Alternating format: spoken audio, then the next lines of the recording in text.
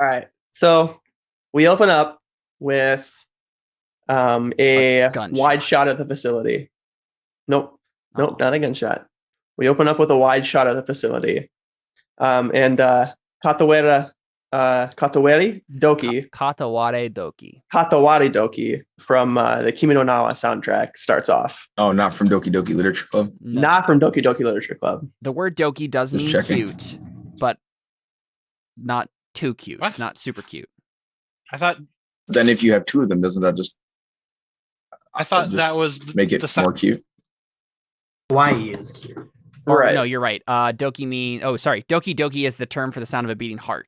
Sorry. I got Oh, that makes mixed a lot up. more sense. Oh, okay. I was like, it wasn't a very cute literature Man, club. I'm fluent in Japanese. There you go. Sorry, Connor. Go ahead. So anyway, No, so you're right. I am so we actually get- intensely embarrassed that just happened. So thank you for correcting me, Jared. all right. I deserve Okay. it. All of our Japanese listeners are just cringed real I know hard. all of them. every last one of So- them. So we're good then. One random, just off track comment about that. That's really funny. Back in January when I switched all of my podcasts over to this new podcast thing that I used, and then started like tracking the analytics through that. The Christian artist got 1,000 downloads in one day from Japan, just from Japan. Yes. Someone downloaded, so some amount of people. I don't know how many. Like, there's only like 100 something episodes. Yeah. So like a large group of people either one person spam downloaded them a bunch of times, or I don't know what happened there, but random comment. Connor, continue. We're playing a game. All right. I'm glad you shared, Caleb. I'm glad that was on your heart, on your Doki. On my Doki Doki. Yeah. So we get the Katawari Doki Damn it. song from Kimi no Na wa as the song, and we get a wide shot of the facility, and it like we see like the sun setting, and it like just tips behind the facility, and then we cut into the the madness that is going on inside, and we see Connor standing there like turning and looking at everybody as he has just launched nukes at Germany, and we don't hear any sound, we just hear the song playing as we just kind of see Connor looking at Caleb, and Caleb's just looking back like so angry. And then we cut to a flashback, and we see Caleb, Connor, David, and Jared all playing RPG around a table in the basement with a red dragon kite up in the ceiling. If one thing didn't change about our alternate universe, it was that. 100%. And we see them all laughing and drinking soda and eating chips and pizza and making fun of each other and rolling dice. And then we cut back to the facility, and we see David looking between Caleb and Connor. And then we cut to Connor and David at Phantom Ranch talking for hours while everybody else is packing. And we cut to them hanging out at David's house, reading Song of Solomon at their sleepover. And we cut back to the facility, and we see Jared looking back and forth between the nuke and the flashing alarms, and looking out at the German soldiers all grabbing at their faces and mutating and screaming. And then we cut to Jared walking Connor home, and Connor walking Jared home. And we see them hanging out and just talking. And then we cut back to Caleb grabbing his gun and pulling it out. And we see him looking like so angry at Connor. And we see Connor staring down Caleb. And then we see toddler Caleb dragging Connor by his feet through the Liberty Lane hallways. And we see Caleb and Connor mopping the floors as they're talking about RPG. And we see them stop mopping the floors and continue talking about RPG. And then we cut back to the facility. And we see everything going crazy, everything going nuts, everything happening at once as like an overhead shot. And then we cut one last time to a different flashback. And we see Mr. Lang peering through some trees and looking in at a cabin in the woods. And he turns around and says, well, here he is. And we see Connor stepping through the trees. And he kneels down and looks in at the cabin window, and he sees Caleb. And Caleb is cutting open a deer that he has just shot and killed in his cabin, and he's carving it up to store the meat. And Mr. Lang turns and looks at Connor, and he says,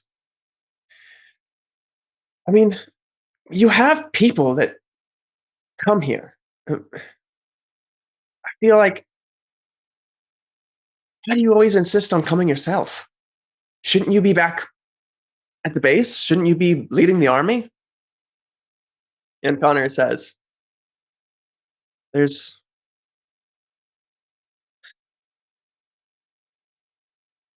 don't know. I left them. Lang, I left all of them. And I know that if I went and said hi, I would stay. But I know that if I never came and saw them for myself, made sure that they were okay myself, that I wouldn't be able to stay in Europe. So this is how it's going to be. Just once a year.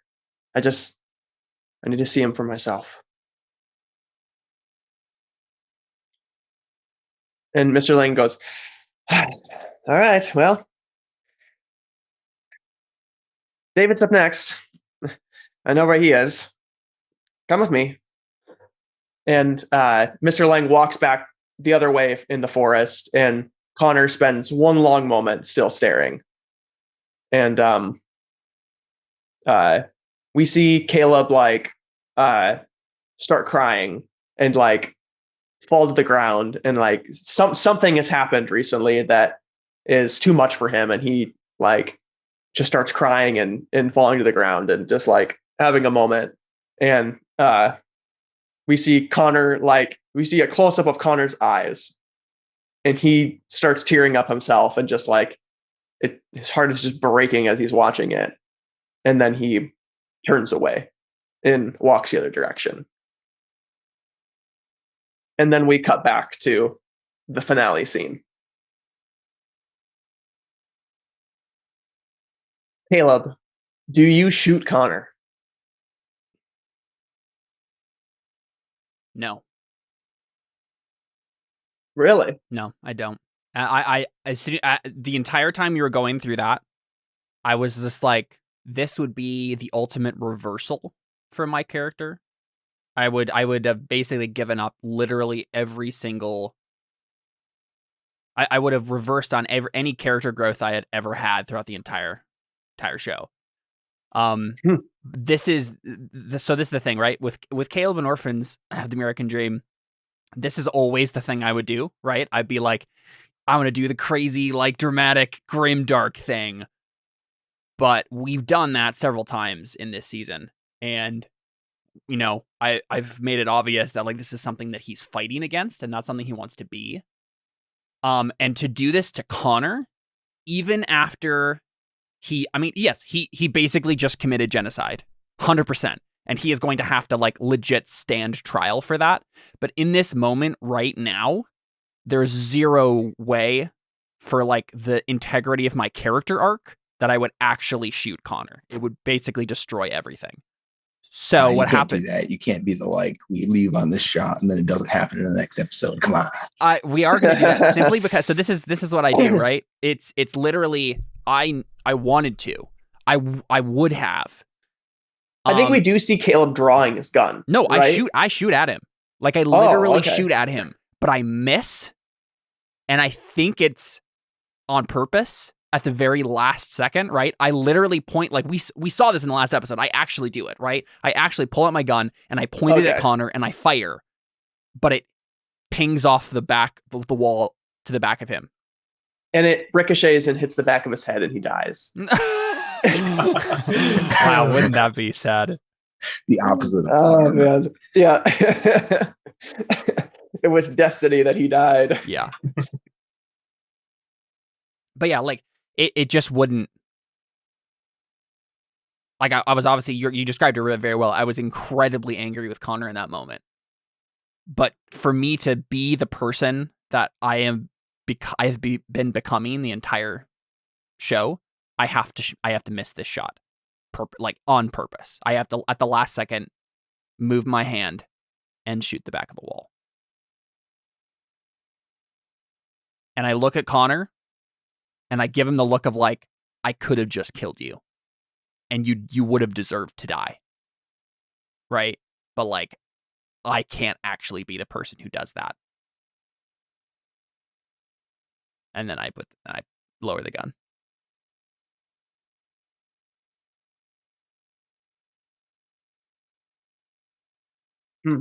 Yeah. Okay. I don't think you were expecting that, were you? I had no idea what to expect. I didn't expect you to just attack Connor, because nobody knows exactly what he's done. You can all infer what he's done, but for sure. I mean, yeah, that's probably a good place to start. Can we run over to the computer and see what he did? Yeah, does David waddle over and waddle? Like, how would I waddle? Sorry, that's just a word I use. No, I'm sorry. Am I the penguin now? What's happening? Yeah, you had to have a real big wedgie. Grab my monocle and I say, "Arr." Well, you have grapes, obviously. What? You're looking for grapes. Okay, so David skips over. No, and then he waddled away. Waddle. Oh, right, okay. I was so lost. Nope, that was a good one. Okay, cut. so that was good. So you walk a deep over. Cut, he says. So David walks over and looks at the computer, and I think like Connor steps aside, and because like the computer's broken, and I think from what you can tell of the computer, even though like it's not functional now, yet you can see that he has launched the nukes. Remind me what happened to the computer. Yeah, Connor shot it. Okay. What was he gonna do if it launched? Like he like put the launch code in, and it was like 5, 4, 3, and then he just shot it, and then nothing happened. Anyways, we'll have to explore that later. That would have been really awkward. It turns out they're not actually firing at all, and we're just overreacting. Yeah. Yeah, geez, guys. So what you mean is like he blew up the keyboard or something? Like, because I mean the computer must still be working, I assume, if there's any information being displayed or sent. Yeah, we just plug a different monitor in. This is one computer of many. So this computer is how you would change the targeting system, and he shot it. Okay. So are you saying though that we could technically still stop the nukes from going off? They just are for sure gonna, if they do go off, they're going to go to Germany? I have no idea. Well, okay, that's fair. Yeah, there's all sorts of things that we could probably figure out to, yeah. This is an RPG, Cal. I'm not going to tell you what you can and can't do. Well, so yeah, I mean, I look at the screen. What information is there? I guess. Nothing. There's a bullet hole. Oh, it's like broken. Okay. Yeah. I thought you said there was The information you glean is there's a bullet hole in the screen. Well, no, the information you glean from like what's happening in the control room itself is that the nukes are launching. Oh, right. But there's nothing you can tell specifically from the computer you shot. Yeah. Well, I mean, I guess out of character where they were going, I feel like there's a pretty good chance I know in character where they're going. Mm-hmm. I mean, he said it out loud last session. He said, I liked Jared's first idea better, or second idea better, or something like that. Oh, okay. Which was, let's nuke Germany. Right. Okay. Yeah. Yeah. Sorry. I don't know why. Oh, this one's spacing out. All right. Jeez. Okay. I guess I'll just turn to the scientists are all still alive, right? We didn't kill them all yet. No, you didn't kill anybody yet. That's usual. All right. So Caleb just shot somebody in the foot. Right. Yeah. Okay. He didn't actually kill the guy. He just shot him in the foot. All right.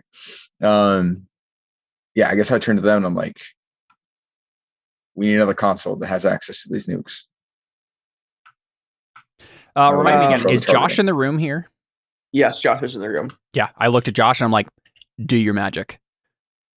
Like fix the computer you shot? Basically, I'm like, I think I maybe say like, is there any way that you can, like, he just shot the screen, right? Like he didn't like destroy the actual computer. So I just said, can you like plug in a tablet and like get the screen, like use that as the screen? Also, I'm looking at Connor like you better not. I look at Connor and I say this. I say, we're gonna fix your mistake. But if you try, if you try that again, I will put a bullet through your head. He picks up his gun and points it at you. Okay, well, I mean, I'm still over by him, so I grab his gun then and lower it. I'm like, hold on. I like step between the two of them. Okay, yeah. I'm not doing anything. I'm not doing anything. I'm just threatening his life. I said I would if we tried to do the thing. just don't do the thing, okay? Okay.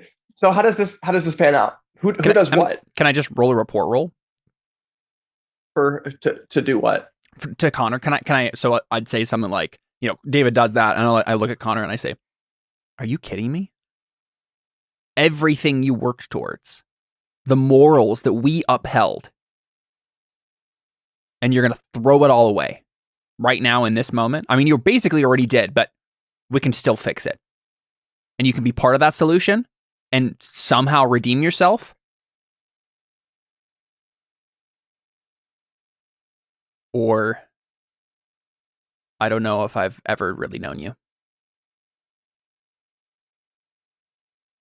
So Nora Portal is going to no Portal. He just says, then I guess can I make you don't know who I am.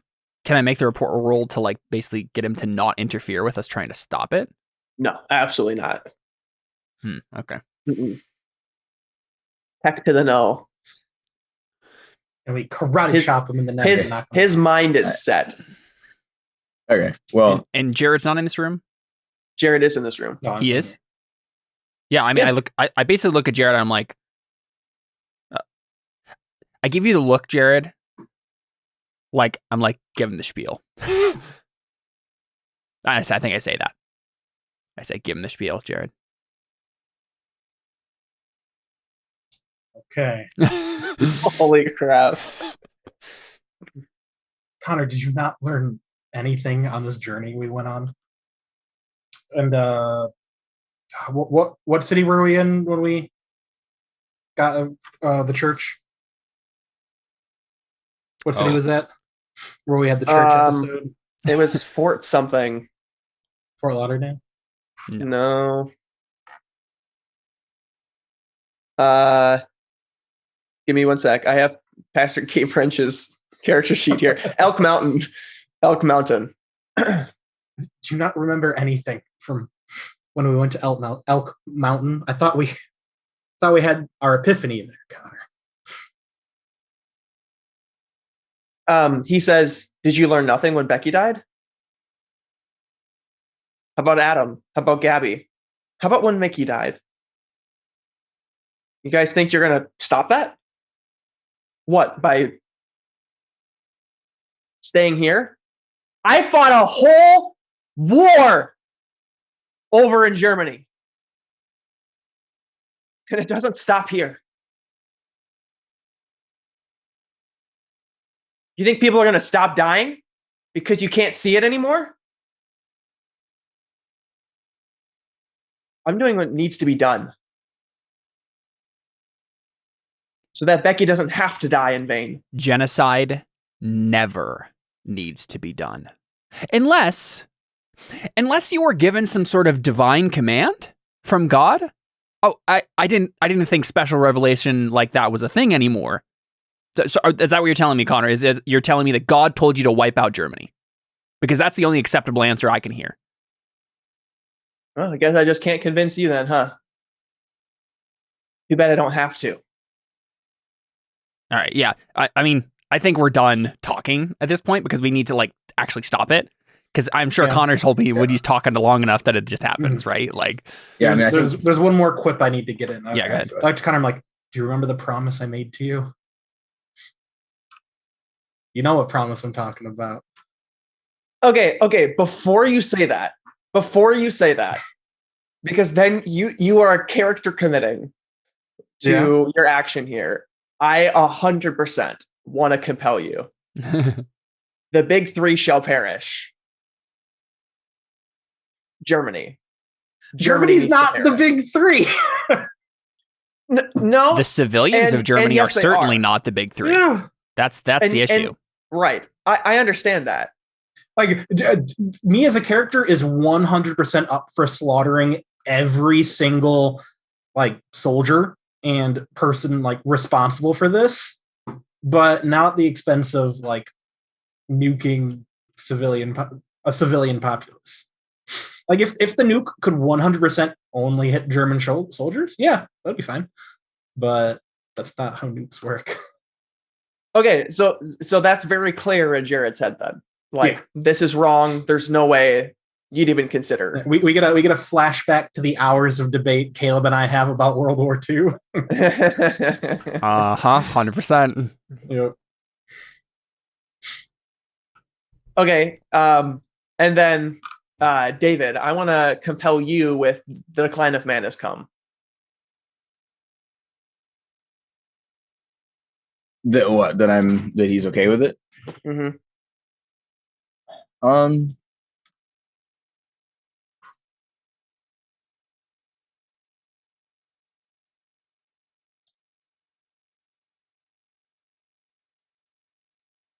Yeah, I mean, like,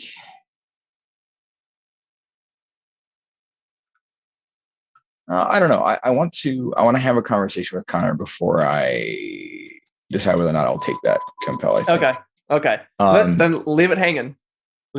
Yeah. So I want to push Connor to the side a little bit, like get close to him, because I was holding his gun a second ago, like the barrel, and I'm like, Connor, do you remember when we had that conversation in the bus? I don't know how long it was ago now, but in character, I don't know how long ago it was, or out of character. I mean, I think it was like the first couple sessions though. So you told me you were worried that a wound of the heart would kill me. You remember that? He nods. You were wrong. Not that it wouldn't kill me, but it already had, Connor. Anything good in me died with Ruth. And ever since then, I have been swimming through an ocean of blood as fast as I can, because I know that the moment that I stop, I will sink. The faces change every day, and that's the only way I don't see them, because I don't recognize them, because they're new. Don't let what happened to Mickey turn you into me. Because you're going to catch up to me real quick if those nukes hit Germany.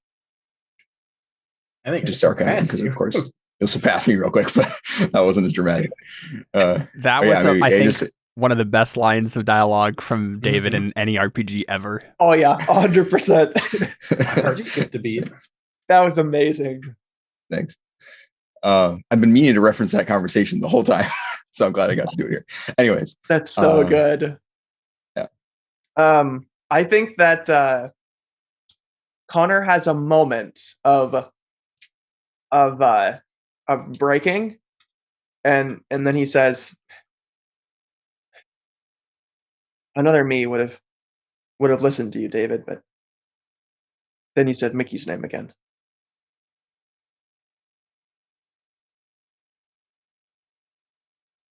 that's how this works, Connor. You're going to hear her name in your head every day. I still hear Ruth's name. That's how it goes. The thing that changes, the thing that matters is what you decide to do about that. You let that control you. You end up being where I am. No, I'm letting it control me right now. I know. No, when I'm done with this, I'll be free of it. That is Really? not how any of this works. Do I look like I'm free of it? I killed Luke with my bare hands. And the only thing I could think was that I hated myself more than anybody else in the world because it was my fault, not his. I'm at the end of the road here, Connor. You're starting down this road. I'm at the end. It hasn't gotten any better. I'm just further from the shore.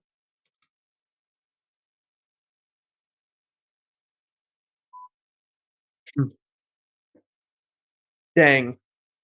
All right. This is these arguments are enough to make a roll. Good thing I'm really good at this. this. Good thing rapport is my best skill, guys. Well, can I say something and then have me make the roll? I would because you've already said something, and so I think like all of you together can make a roll. Right. Okay. Yeah. I think mainly I was saying like, can I say the last thing and then just make the roll? Yeah, just so it makes a little bit more narrative sense that like I'm. That's fine. Yeah. So I think. Let's see.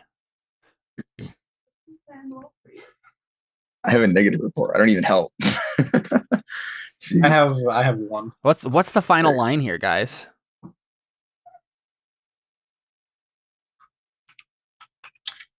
I don't know. I mean, I feel like that was a good final line, but I also don't want to roll. So I know, yeah. Could you use a Bible verse about vengeance? Yeah, there you go. I'll yeah, that's the last thing I'll say. I'll just be like, "Vengeance is mine; I will repay," says the Lord. And then make the roll. Oh, I just realized I'm not on roll 20. nice. Whoops. Frantically logging in. Oh no. BRB. You just built something? No. Yep. Oh man. Jared, do you have any rapport to give me? Pure nectar. Yep. I have one. Cool. Sweet. David has -1, so it comes out to 0. And that's not how that works, but I know I'm joking. Okay, cool. I guess I just get a 1. What's the difficulty, Connor?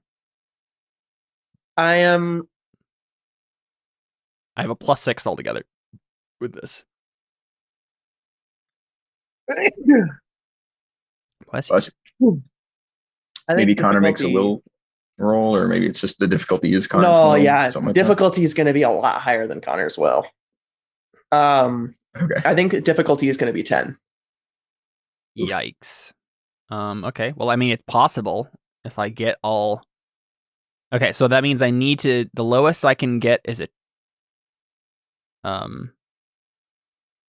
2. No, is a 0. Technically, Caleb, you should get another +2 with smooth over, shouldn't you? Oh, of course, yeah. Duh. Okay, yeah. Okay, we got a good chance then. We can do it. Here we go. Wait, should I wait for Jared? I'm sure he can hear you. Oh, yeah, that's fair. Okay. There you go. No, wait. Oh, it just scrolled back up all the way. What did I get? 7 points. You got a 7. Okay. It scrolled all the way back up for me, and I saw Jared a roll that Jared did at a 10, and I was like, oh, yes. But okay. 7 is fine. sucks. 7 is fine. We can do it. We can do it. Okay. You did get a -1 on that roll. I know. Statistically likely to get a better roll if you re-roll. But you could just, the thing is, you could guarantee a success if you just spent 2 points, but he could also spend points. That's the issue. Yeah, he has 3 fate points to work with. So I think my best chance is to take a reroll. Yeah, I think so too. And hope I just like blow it out of the water. Right. So, okay. And I have 2 fate points. So if What are you spending his fate point on? I know. I'm looking right now. Do we know Connor's aspects? Can I see Connor's aspects? Yeah, I don't. You've spent a lot of time with him. I don't think it's. I don't think his aspects are. His character sheet is open. Oh, okay. I can show you guys. There you go. All right, I'm gonna show you the picture. Or the character sheet. I'm gonna spend the fate point on finally have my brothers back. I just want to see it. Oh, on Connor's. Yeah. Oh, yep. 100%. All right, so Jared, I got a 7. I'm taking a reroll, and we're gonna hope I blow it out of the water. Yeah. So before this, because I know what Connor's could do. I'd like to just compel Connor with finally have my brothers back, because I mean, you basically just agreed to reject it, to try. Yeah, I'm assuming that's what's gonna happen. You just got him back, and now you just agreed to try and kill each other if this goes poorly. Also, I see you've upgraded Connor's skills. Do we have fate points, David? Yeah, I upgraded Connor's skills. We resisted his compels earlier. Well, I asked if I could have a stay of compel for me, because I didn't know which direction I wanted to go yet. Gotcha. Which means that if so we both later have our on, thing. Does that make I sense? just won't be able to say no if it comes to a point where I think it makes where my characters come to a decision. Yeah, so I'd like to just spend a point to compel that course of action on Connor, that he won't, do this basically for the sake of his brothers and honestly his wife as well. My wife is world is also there, just for her sake and her name, not sullying that with genocide. I definitely want to reject the compel. Of course. Yeah. So we both lose a fate point then, which was basically how I would go. Or wait, do I get one? How does that work? Good question. I don't know how compelling NPCs works, because I think this is the first time I've ever tried it. So I don't know. I think it might be that Connor gives you a fate point and you keep your fate point. Mm-hmm. That seems abusable. It's definitely is. Well, so the issue is, if Connor is rejecting it, then he has to pay one. Right. I can't think where of does that fate point go? Right. Let's see. I guess let's maybe we should look this up. I think if David had compelled Caleb would give David his fate point. Right. Yeah, but that's But since you're compelling an NPC, yeah. Right. I think there's a chance because this is an interaction with the GM. So yeah. Right. Let's see. Here we go. Compel. If a player wants to compel another character, it costs a fate point to propose the complication. GM can compel for free. Yeah, so that means you both lose a fate point. There's no other stipulations here. Yeah, because what would happen typically is you'd pay it to the other person, but it just disappears into Connor's pool. But then when he pays, when you refuse to compel, I don't think you ever give someone a fate point. Yeah, that's true. Because the GM doesn't get it when we refuse. Exactly. So. Right. Yeah. Okay, makes sense. But I give you fate points for compels. When you compel us, you give, and we accept, you give them to us. But right. Yeah. All right. Cool. Okay. So Caleb, what do you? Yeah. So now Caleb, you can do your thing. You can finish your thing. I just wanted to. I felt like I wanted to try and contribute to that. So what if we do this? So David, you were compelling the brothers one. What if Jared now compels the wife one, and then Connor's going to reject that one too, and then he'll only have one fate point to work with?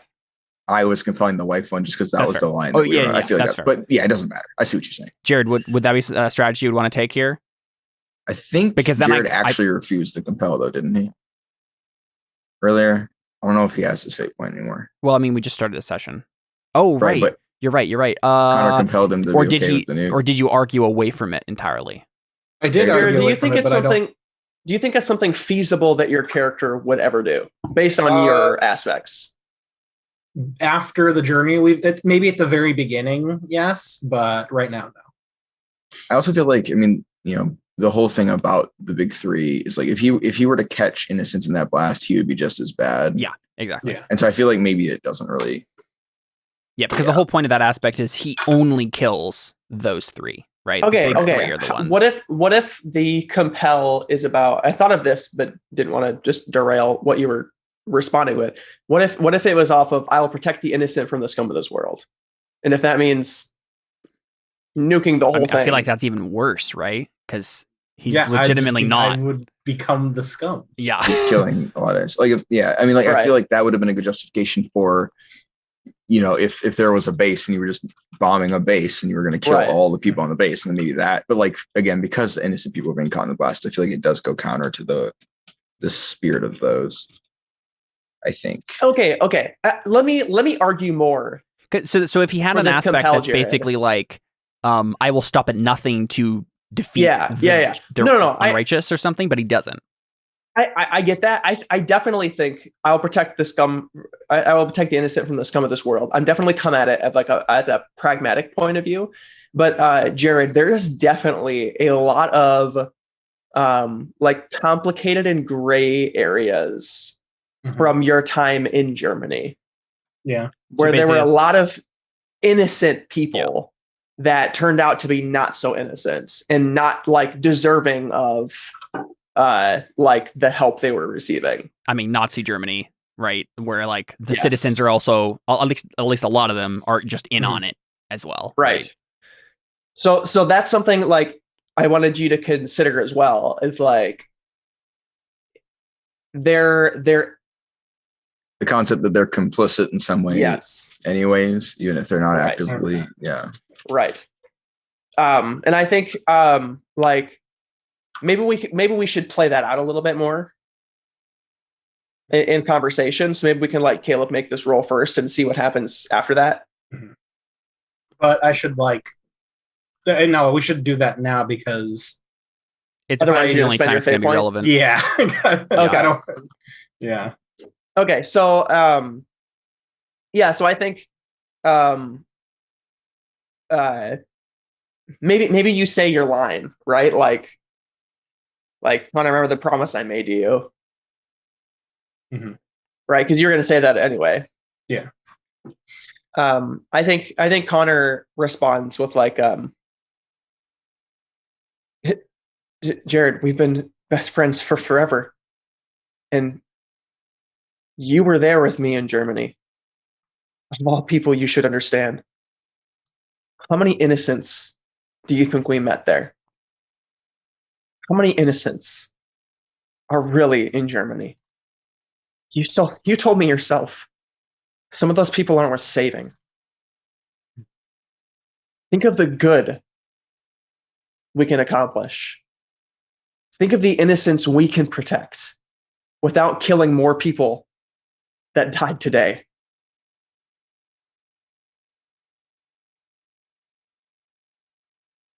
So then there's the compel. Okay. Do you think that's feasible? Like a compel? As a compel? Yes. Yeah, that's fine. Will you accept it? No. Dang it. I wanted to see. Kev, do you want me to accept it? No, I don't want you to accept it. I'm just sad that then you can't use that against Connor in this moment. So yeah, but do you want me to accept it? No, I do not want you to accept that. 100%. Then I'll have 2 feet. Do not want you to accept this compel ever in any circumstance.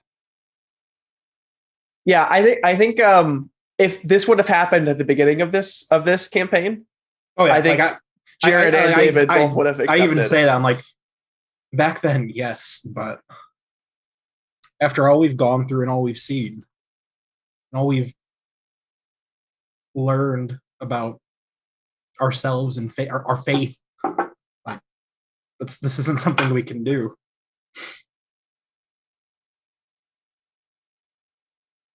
Sweet. This is awesome. All right, Caleb, spend that fate point. Reroll. Sure, Connor. This is awesome. I love for this. you. Yeah. No. Okay. He loves the suffering. Mm-hmm. I mean, yes. Yep. I'm proud, Connor. Honestly. All right. Hey. Not only kill your darlings, but there are worse things that can happen to a character.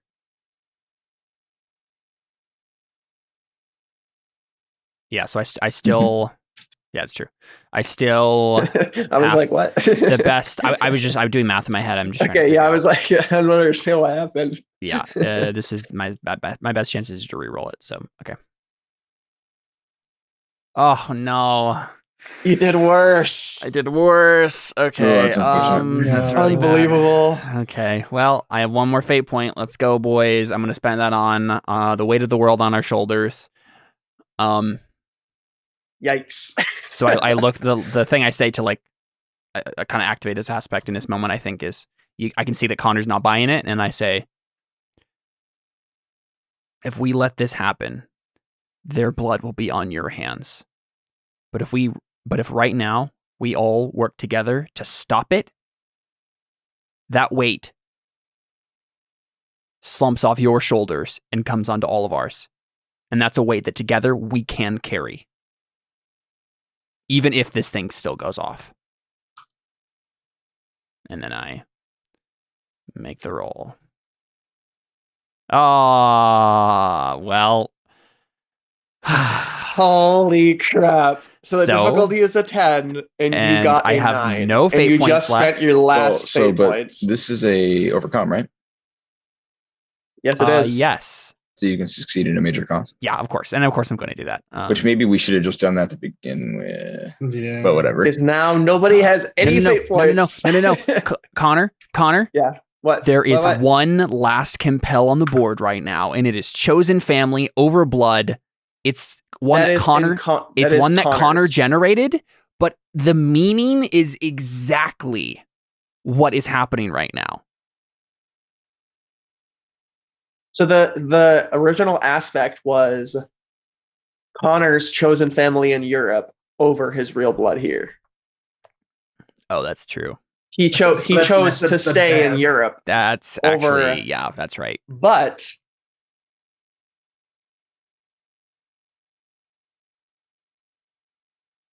see, I don't know what I would choose to do for a major cost for this if you were to succeed with at a major cost, but I think the other issue is that you still have 2 fate points. So even if I use this compel, you could just spend another fate point to bump it up again. Oh, I know. But the fact that Connor's chosen family over blood, I think with that flashback at the beginning of this episode, I think that you could make a very compelling argument to say that doesn't mean what it David originally and Jared, meant. right? Yep. Yeah, more than anything, right? Like it's like, okay, even though yeah, exactly, because of the whole flashback thing, it's like this is the family you chose first. You know what? If we want to do a play on words for aspects, his chosen family, the family that he went across the world to check up on over all the time, blood of the Germans in this Germans. Moment. Yes, 100%. Yep. I absolutely adore that. Okay. And that's literally been sitting there for sessions, 12, 15 episodes, something stupid like that. Jeez. Wow. There you go. That was awesome. Okay. 11. And then Connor's like, and I'm going to spend another fate point. So, I definitely think I want to. Yeah. The only reason I'm hesitating is I don't know what the major cost will be. Yeah. I think this is a great, awesome moment, and we don't need to spend anything. Yeah, that's the other thing. It's like, I mean, obviously, the intention of giving a GM the ability to do that is to help him nudge things. And if you think that it's more interesting to go one way than the other, really the reason the GM has points is to compel people, but they also get to use them in the rules too. So, I mean, I think just because you could overturn the roll doesn't mean that you necessarily need to, of course. So if you don't have an idea of that you would like for the way that this would go, otherwise, I don't think there's really any reason to do it then. Although I will say it's a little strange that you can just choose to fail at the major costs in this game, because it basically means if you're making an overcome roll, you can't fail. It's a little weird to me, but it is what it is, I guess.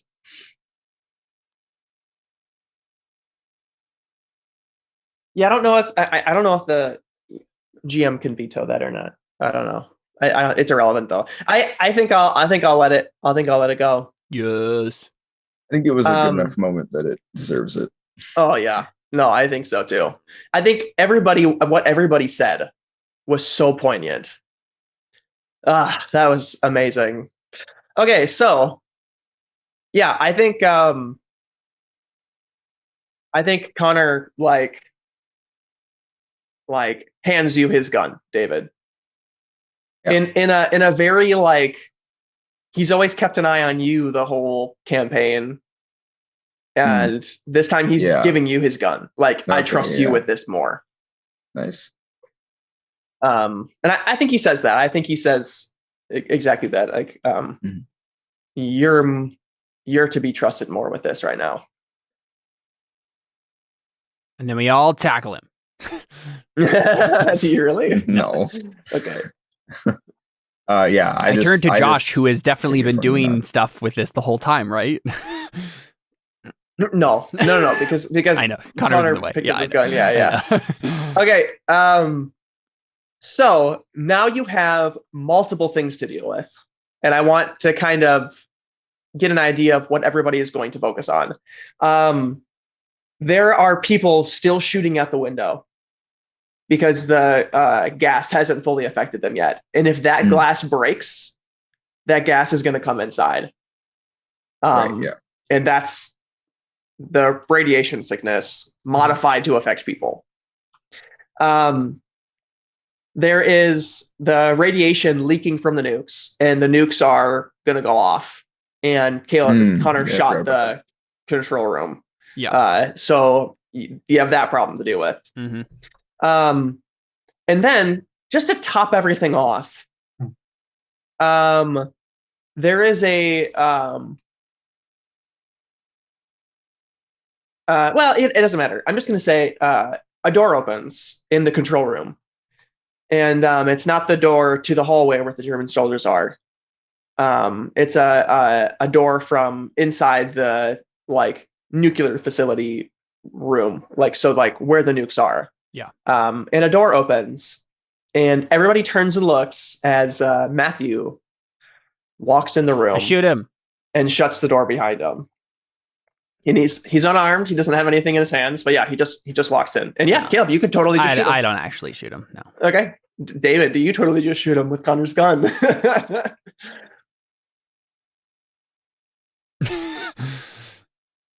mean, I feel like I should. Probably be a mistake not to. I mean, the only reason I'm hesitating is kind of literally just like, you're more trustworthy with this, and then handed it to myself. I immediately just shoot someone that seems a little insincere. Yep. Yeah.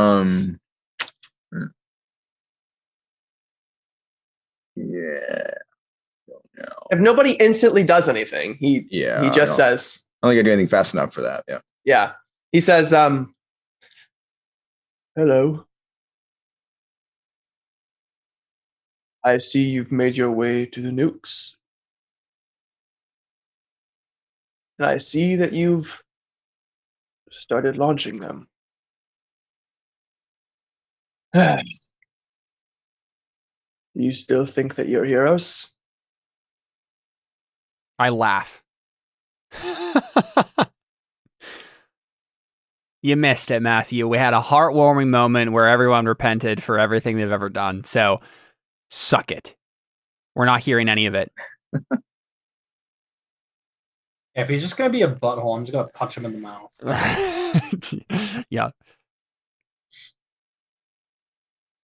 Really? Does he continue being a butthole? I think that he legitimately says, I have nothing more to do here except watch as this plays out. And he grabs a chair and he sits down and he folds his hands in his lap. A little surprised you didn't run away. Last time I checked, the nukes are going to go off, whether they're launched or not. Would have thought you'd been on your way out by now. I'm trusting the heroes. All right. So we have enough people to break down the tasks here. How many people are in this room besides us? We have Josh, Connor. Yep. Who else?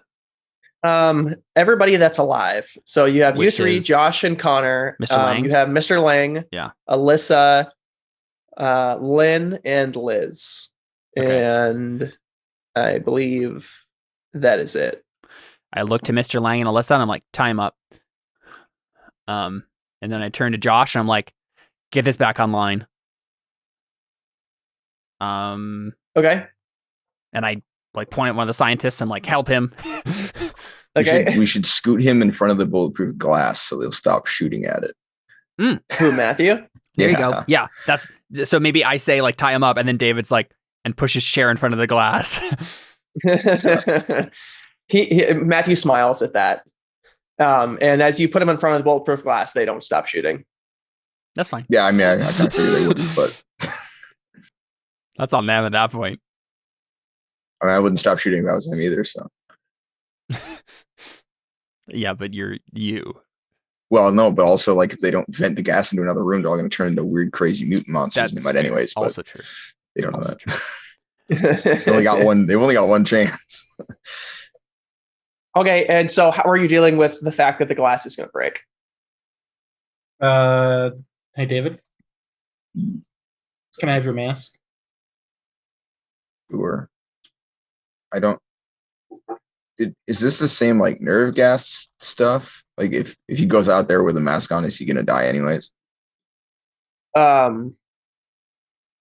We've never encountered a gas that has done that so far, so you have no reason to believe it. He wouldn't be fine. The stuff that we dumped on the monster, you said if we went into that room, it wouldn't have mattered if we had a mask on; it would seep in through our skin and all that stuff. But this isn't the same stuff, right? No. You guys had the gas masks and then didn't have to roll because of that. There was a big fiasco about it where, right? But that was because we weren't in the room. And if we had been in the room, we would have been screwed. That was what I was told. I suppose. I just want to make sure that if he goes out there, he's not just going to immediately fall over and die. Is what I'm not going to tell you one way or the other. Okay. But I think it's from what because that was a concentrated version of not the I guess stuff. My question is that this isn't the same stuff, right? No, that's not the same stuff that was leaking in the room with the monster. I just wanted to make sure. So yeah, I'll toss it. Okay, yeah. Okay. All right, I'll go do what I do. So what is that? Tell me, Jared. What do you do? Kill Nazis? Yeah. Sweet. Okay, so here's the only tricky part. How do you open the door and get out without leaking in the gas? So we open it really quick, and then I jump out really quick.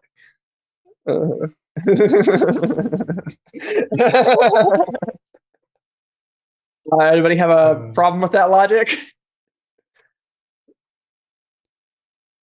I don't really know at this point. Is there like a little vent or like a hatch, or I guess there's a vent. Like, are we in like a workshop?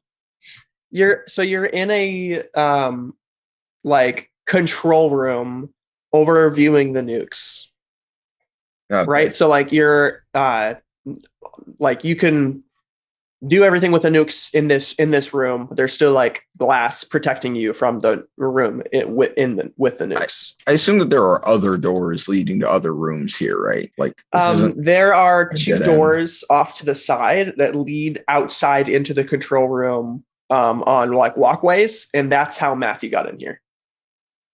I mean, we should probably just migrate to another room that doesn't have a bulletproof glass. thing, and then one person can stay in here with a mask and fix this stuff. So the issue is you have to step into the room with the radiation poison, not the radiation poisoning, the radiation leaking in that room then. Oh, so that's Matthew walked through the leaking radiation Yes. new room. Oh, I see. Okay. That's fun. Well, that's a problem. Is he like messed up? I hope probably die of cancer pretty soon. You could roll notice or something, Jared, if you wanted to. Or somebody that's could. more of a David roll. Yeah, well, that's probably a lore thing, honestly. I imagine.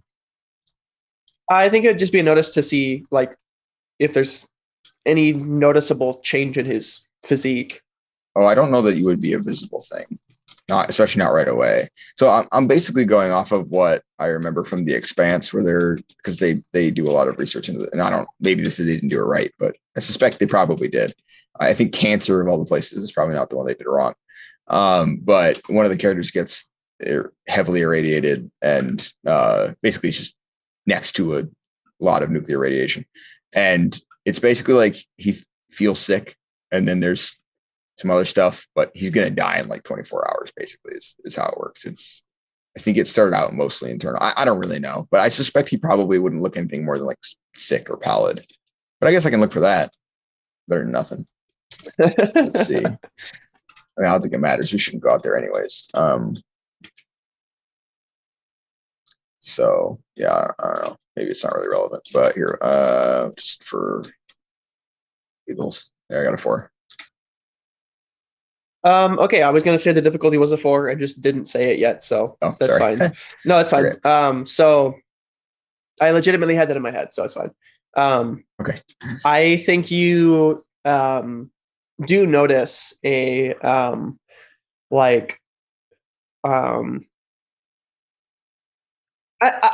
put it like this. You kind of are looking out at the soldiers in the other room, and they're all seem to be like slowly changing, right? As they're kind of like their eyes start looking more vacant, I guess you could say, and they all start acting kind of funny, and some of their skin starts kind of like bubbling a little bit. And then you kind of look at Matthew, and you kind of look back and forth, and you kind of do a double take on Matthew's skin on his arm where his sleeve shows, and you catch a little bit of a bubble. Sure. Yikes. Yeah, in that case, I'll probably turn back and I'll probably just walk over to Jared, and I'll be like, maybe save that for plan B, like the whole mask running out there thing. And I'm like, I get closer and I say, also, Matthew, there's looking a lot like the folks outside. I think those nukes must be leaking more than radiation. They're leaking the sickness, the disease as well. Look at his arm there. You see? It's an early version of what's happening to them out there. For long, if this is anything like that town we were in, it's going to be like something out of a zombie movie. Right. If there's anything like that time in Beijing. Yeah. What did you say, Jared? I said, let's not go outside then. Yeah, I think we're stuck in this room for better or worse. If we go out the way he came, it won't be any better than if that window breaks. We're gonna have to find something to secure that window with.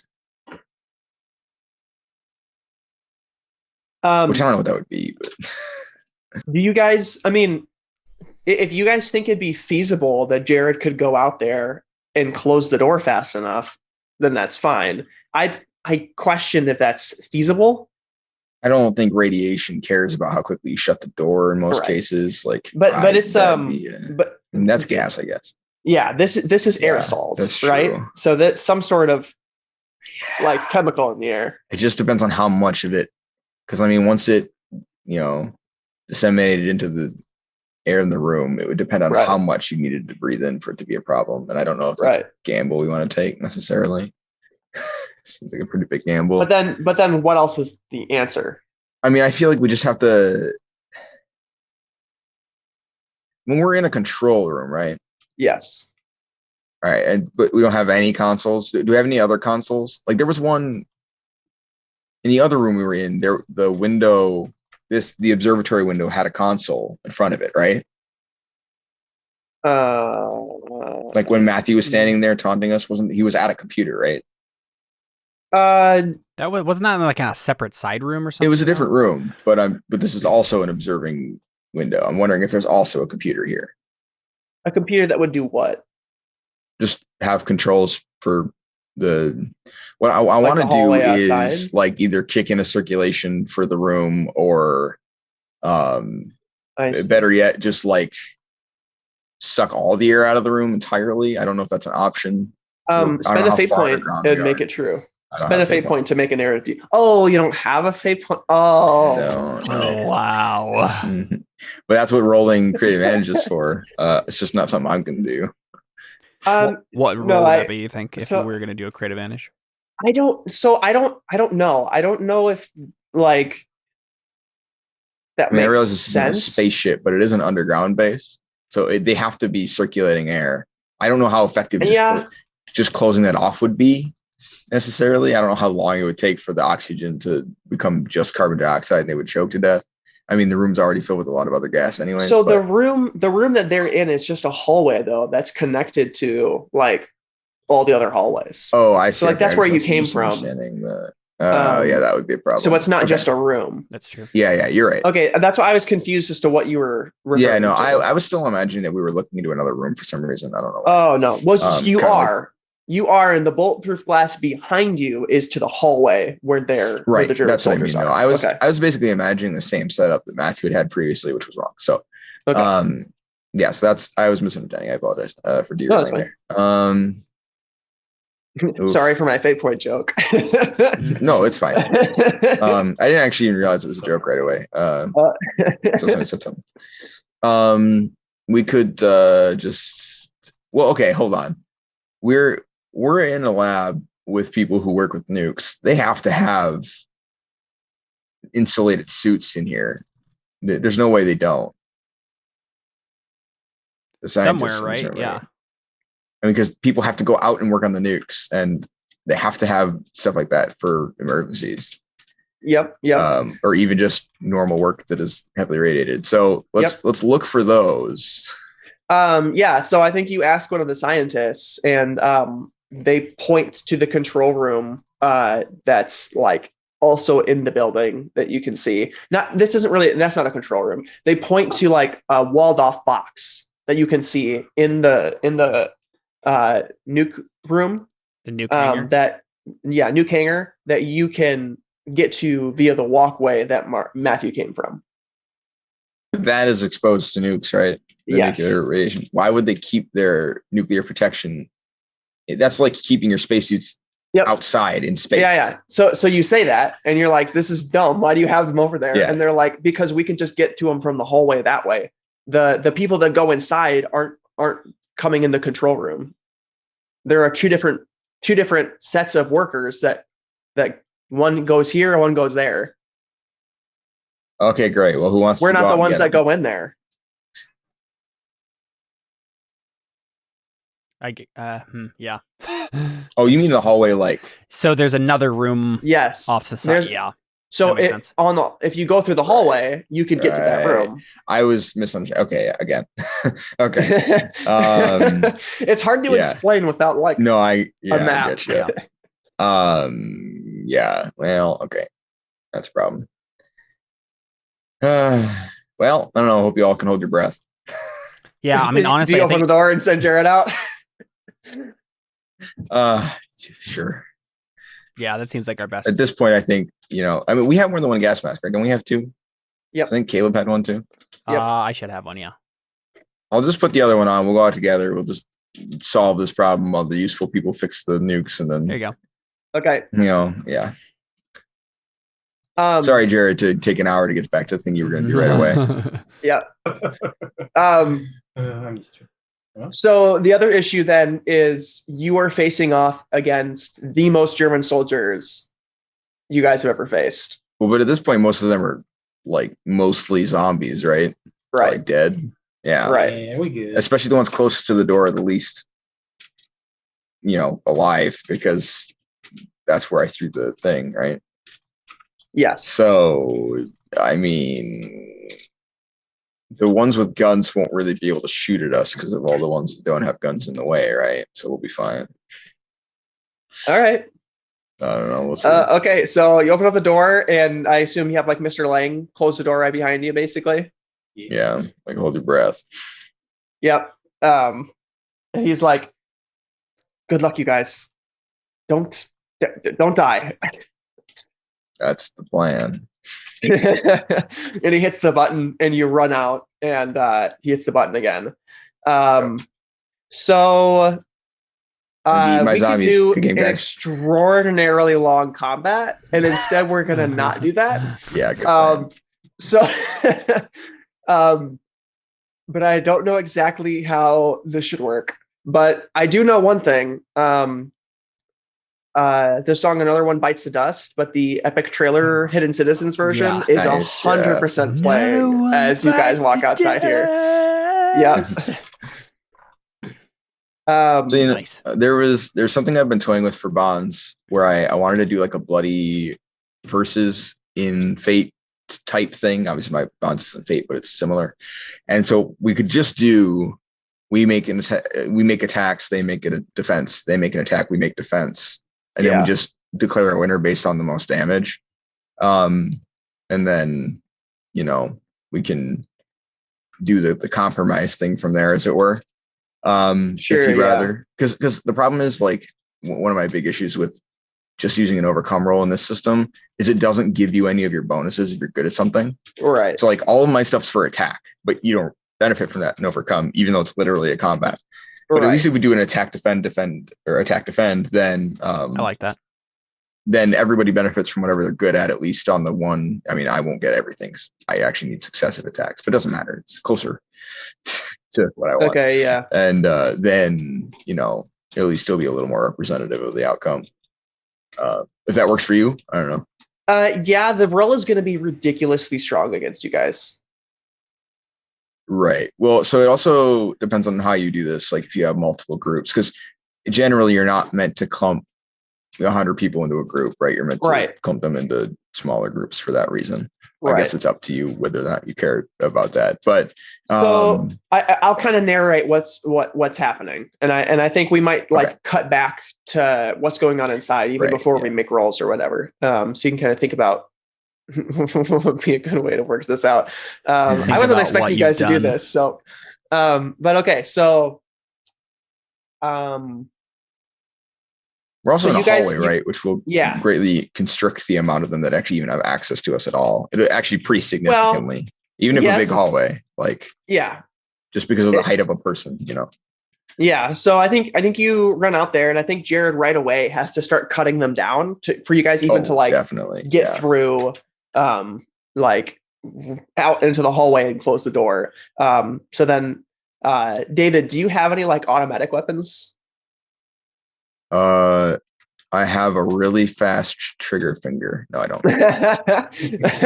All right. So we just get that shot of, I just hold my gun like this and I go like this. No, sorry, what? Jared, do you have that conversation with David of do you have any automatic weapons? Oh, yeah. Okay, good. I look at him and I'm like, I have a really fast trigger finger. And then we just. But I mean, I also have the thing that lets me use my pistols to fight. So functionally, they're melee weapons. Also, it's not a big deal. Yeah, but you definitely walk out and have to cut people down right away in order to even walk. And then David, you're picking people off on either side of the hallway, just going back and forth. As you're shooting people, they seem to be more resilient than they should be. They're acting all goofy. And it reminds you of physically, no, I know their physique is acting all goofy. It reminds you of the city that you were at when you were shooting all those people down. They don't go down very easily. Right. Jared introduced me to a YouTuber who uses the word goofy all the time. It's no, I can't hear it without giggling. That's all that happened. Oh, okay. I was like, I don't understand, but yeah. So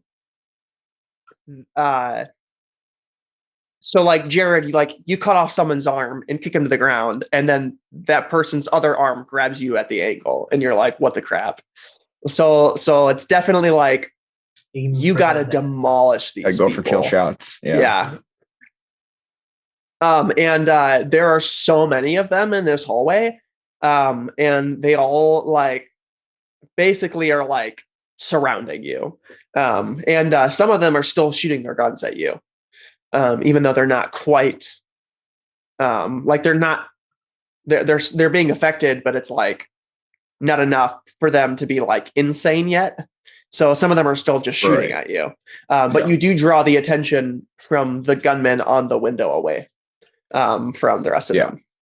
And I think we got to get that shot. And then the camera goes back in through the window and back into the control room. So Caleb, what are you doing in here? Yeah, so basically, I think there's not a whole lot that I can do personally because it's just not in my wheelhouse. So I'm just directing people, right? Sure. I'm just like being a leader, scanning over everything, like saying, "Josh, have you tried this?" And then they're doing stuff there. I'm probably so Lang and Alyssa tied up Matthew and put him in front of the glass, and then I guess it's just at this point just like trying to maximize and be as efficient as possible with because we have probably more people than we need to do what we need to do in here. So I'm just trying to like make sure everybody's keeping out of each other's way, and the people who are really knowing what they're doing just trying to make sure that they're doing what they can do to stop the nukes. Did anyone frisk Matthew? Nope. I think about that. He has a bomb. I think about that. We were told he was unarmed, but that was as far as it went. I think about that, and I tell Lang, I'm like, check if Matthew has a weapon. Just strip him naked. It'll be fine. It's gonna be a zombie in 4 minutes anyway. The second you say that, he explodes. So you walk over, Caleb, and like you like start patting him down, and I like Mr. you touch Lang his. do that, but Oh yeah, Mr. Lang do that. That's what I was saying. Yeah, don't maybe make skin contact with him. Have him put gloves on. Unfortunately, I didn't tell anybody else that he was Do a we zombie have yet, gloves? I mean, they're You're a scientists. They probably survivalist. have Oh a yeah, bunch that's of true. gloves. Yeah, there you go. Yeah, there you go. But you don't know that anything's wrong with him, though. That's probably true. Okay, whatever. Mr. Lang's expendable. I told him to pat him down. He's one of the few NPCs we have left. Okay, let's see. Which one do I not like? You can have one of the scientists. Ooh, who do you like? Oh yeah, there you go. better? Well, no, they're not going to tell the truth though. No, he's dead. Necessarily. I tell who do I like the least? Just shoot him. I tell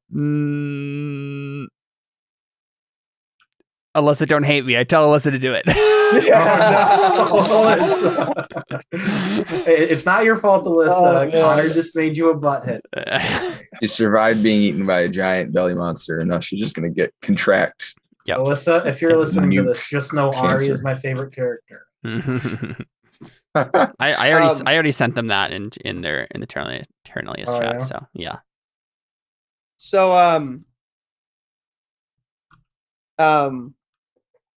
so Alyssa walks over and like starts patting Matthew down, and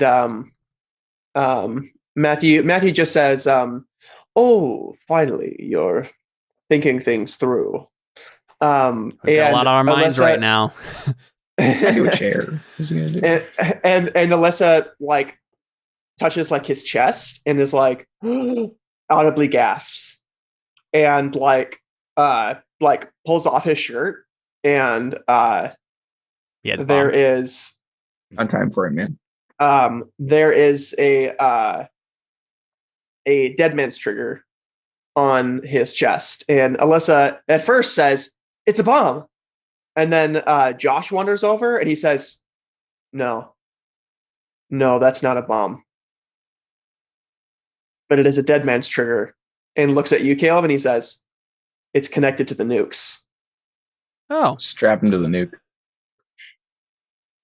Oh, what do you mean it's connected to the nukes? Like if they go off, the bomb goes off, or if he dies, the nukes get launched. Well, they're already launched getting launched. where? I mean, they're already getting launched, right? I don't know. It doesn't. I mean, maybe just to wherever the controls here are aiming them. I go over to I don't know. I go over to Matthew, grab his like collar, and I say, "You're going to tell me right now, Matthew, are the nukes going to go off when you die, or are they going to launch?" Roll, Caleb. Yeah, that's fair. That's fair. All right. So I'm using rapport to intimidate in this moment with my large ham. I could go for a large hand. What's the difficulty? Yeah, me too. Boy, I think he's gonna roll against you, Caleb. Yeah, that's fair. That's probably opposed. Or like a will roll or something. Yeah. I think I'll roll as will. Dang. So close. Oh, that was your roll, 4? Yeah, it was a 4. Yeah. Oh, California. Yeah, he just smiles at you. Oof. Yep. He says, I just wanted to watch the heroes work. Yeah, I mean, at this point, then I just say ignore him, and then we just go back to work, right? Like there's nothing we can do, right? Okay, yeah. Josh is not okay with that. Josh is like, I don't think you understand. This man is a liability. If we disable the nukes, it doesn't even matter. We have to get this off of him. Can't you do it from the system? Lock out all access to the nukes. Any signal. Yeah, I don't know. That might set it off. I don't know. Oh, I mean, we have to launch. Okay, I'm not there, but out of character, we have to launch them anyways because they're going to blow up. So that's true. So it doesn't matter if they launch. We want them to launch, just not where they're pointed currently. I mean, honestly, yeah. So I look directly at Josh, and I'm like, Josh, I don't think you understand. Our one task here is to make sure that no one else dies because of these nukes. If it goes off here, we won. And if it launches anyway, well, that's what you're here to do. Make sure it hits another target. A completely harmless target. California. That is our only bet here. That is the only gamble we're making. We cannot afford to take time on him. I do not care about Matthew. I do not care about his games. We are here to do one thing. And if we die in the process, that's life. No, that's death.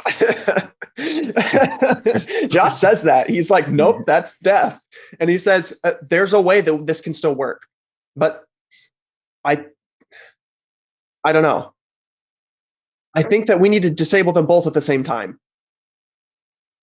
But what do you mean? I'm only one person. That means you're going to have to do one too. I don't know how to do that. I don't know how to do any of this. Is there anyone else in this room who's better at this than I am? I'm positive there is someone. We'll get one of the scientists to help. None of them want to die either. Yeah. Alyssa says Ryan could do it. And that's not very helpful. And Matthew looks at Alyssa and says, "Oh, is that the blonde man that I ordered my soldiers to shoot? Shut up, Matthew. Shut up, Matthew. Alyssa, don't listen to him. He is messing with your head. That is what he always does. Do not listen to him." Didn't Ryan get eaten? No. Ryan was left upstairs with the elevators. He did a sacrifice play. Yeah. Right about that. Yeah. Caleb, roll rapport. Yeah. To calm Alyssa down. Yep. And I think he the difficulty told is you Connor died 3 times. Then Connor walked through the door and he was like, "Ha, see, they lost." So like, I mean, he literally did this like 2 minutes ago. Yeah, I think difficulty 5. Would this not be a contest? Or the difference is Ryan is almost certainly dead. But the contest would be too high. Connor's being nice to me in this moment. Gotcha. What did you say, 5? Yes. Well, I did it Oofta. again then. It's 1 off. Yikes. Man, how many That's minus fun. ones are we gonna? I've rolled a lot of them. Yeah, So Alyssa wants to shoot Matthew in the head. that's a bad plan given dead switch. You know, it's I mean, Usually does she the just do it, last. or should she say that? She just like makes a move, right? She's like, "Why, you little," and like pulls out her gun. And I think that I'm going to make a shoot roll here with Alyssa to attack Matthew. Can I make a roll to stop her? I think that Because I'm like completely focused on her right now. Because Right. I know this is happening. right. But you did just roll, right? That's You know what I fair. mean? So like you Yeah. made a move. Yeah. We're not in combat though. Like this isn't a turn Right. order. It might not matter because Alyssa doesn't have a good shoot. Yeah, but I mean, narratively, he's tied to a chair. If she points a gun at his head and pulls the trigger, she can't miss. And he's not superhuman. He won't live. Okay. I mean, I realize that's not a thing yeah. to do a lot in this game, but it doesn't make sense for him. Like this, it would be It- nonsense. it if she doesn't shot really him make- and he was fine. Yeah, it doesn't really even make sense for Alyssa to roll here, except if I was going to interfere with it, right? Okay. Yeah, I think the question isn't whether or not she hits him and kills him as much as, unless there is, and I don't know something about Matthew. I think it's more about whether or not she gets the shot chance. off. Yeah. You know, I think that's fair. Caleb, I mean, Yeah. Yeah. if nothing else, I think that's more interesting context. Can I because say it involves Lang Caleb. is here too?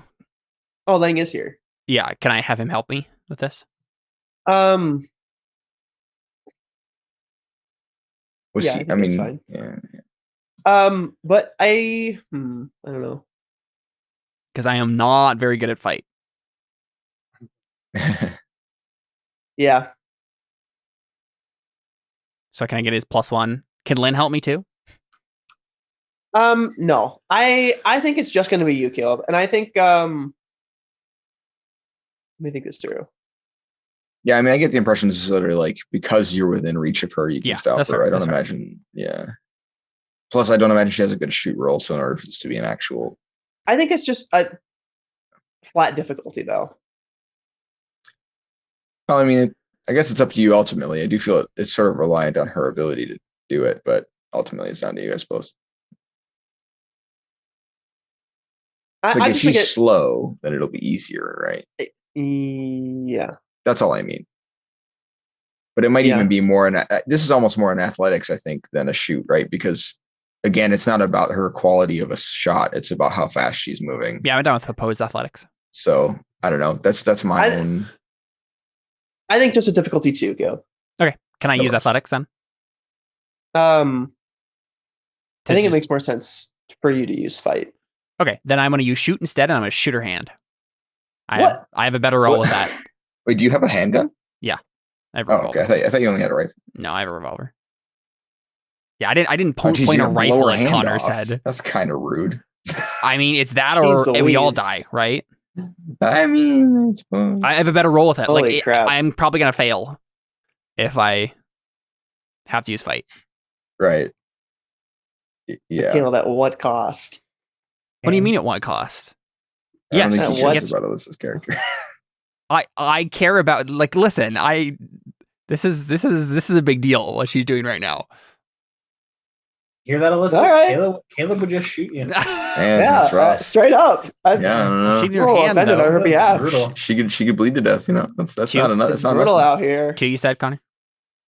Yeah, I think it. So basically, it's like I've had my gun ready to go this whole time because I knew this was going to happen, and I just quick draw, shoot her hand so that she just drops the gun before it even she can point it. Okay, I think this is awful, and I think you should use fight. I mean, I'm but not. I'm you can do what her. you want. Right. Difficulty? Difficulty 2.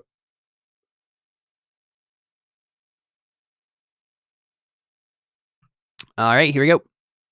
Yeah, that's right. That's 4. awful. Yeah, so quick draw, shoot her hand. That's pretty rough. I think that man.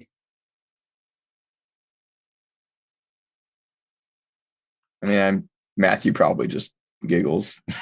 Yeah. Matthew giggles. Alyssa screams and grabs her hand, and I think she's missing a finger now. Yeah, I mean, one of her fingers is shot off. Just one. That's pretty generous. That's nice. And I think that Josh is like, "What are you doing?" And like is saying it to Alyssa, and then like is also saying it to you, Caleb. Yeah, it's just like, you guys, what is your guys' problem? Lang, patch her up. Josh, I need you to focus right now. You have one job. What do I need to do?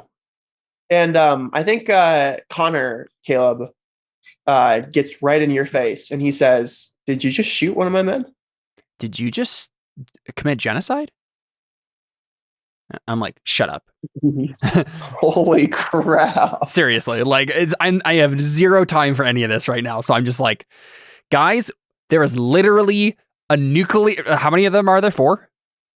3. I'm like, there are literally 3 nuclear missiles right there. No, there are 4, I think. Yeah, that's what I thought. There are literally 4 nuclear missiles right there. Number. We do not have time for this. Josh, what am I doing?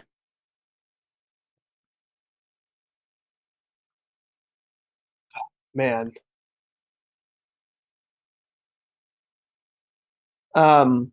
Yeah, okay. So I think something happens and you're not paying attention to it, Caleb. But yeah. I think that yeah, Josh is like, we need and he like looks hard at you, Caleb, and he's like, "Are you gonna shoot my hand too?" If you do something as dumb as that, sure. And Josh like looks to Mr. Lang and he's like, "I think Caleb needs to be relieved of duty." I shake my head and I'm like, Josh, do you want this to be on your head?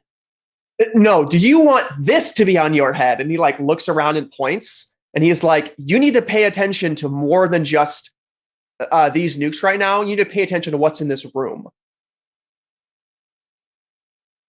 I am literally dumbfounded by this right now.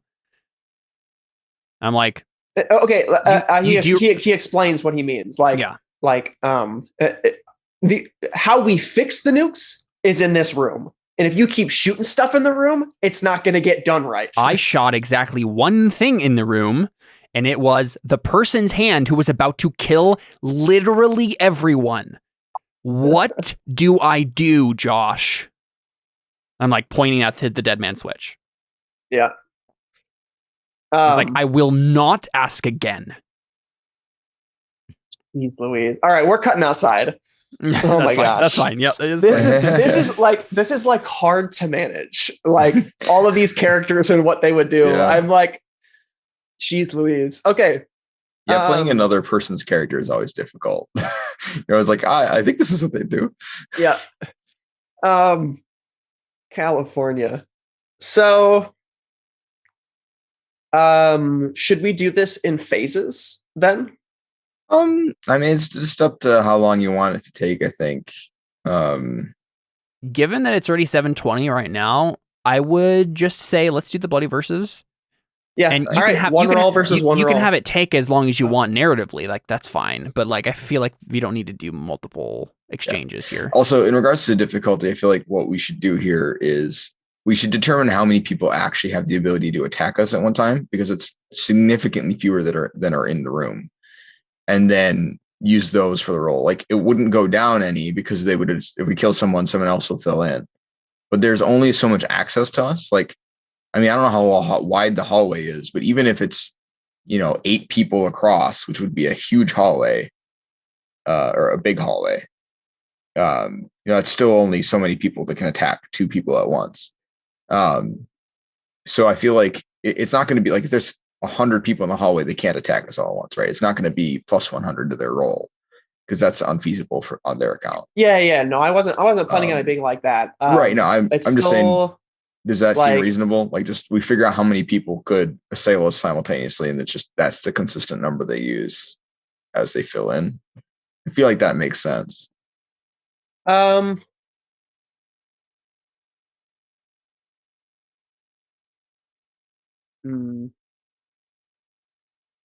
me think this through. Because the other thing I'm thinking about is like, even though there might not be that many people that can attack you all at once, if like there could still be a swarm of people that it doesn't matter how many people you shoot, they'll fill in faster than you can shoot them. So I still think the added number does lend some weight to like mindless people like all trying to swarm you and grab you. You know what I mean?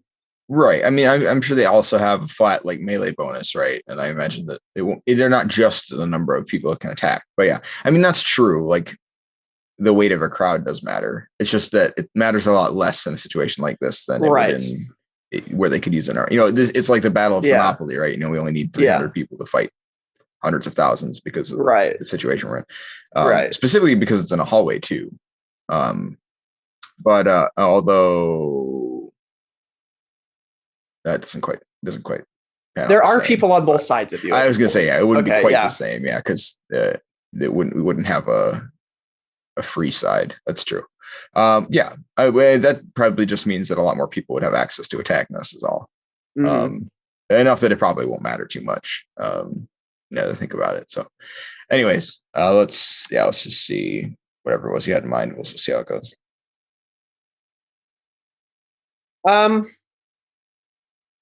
I think I'm going to let's do.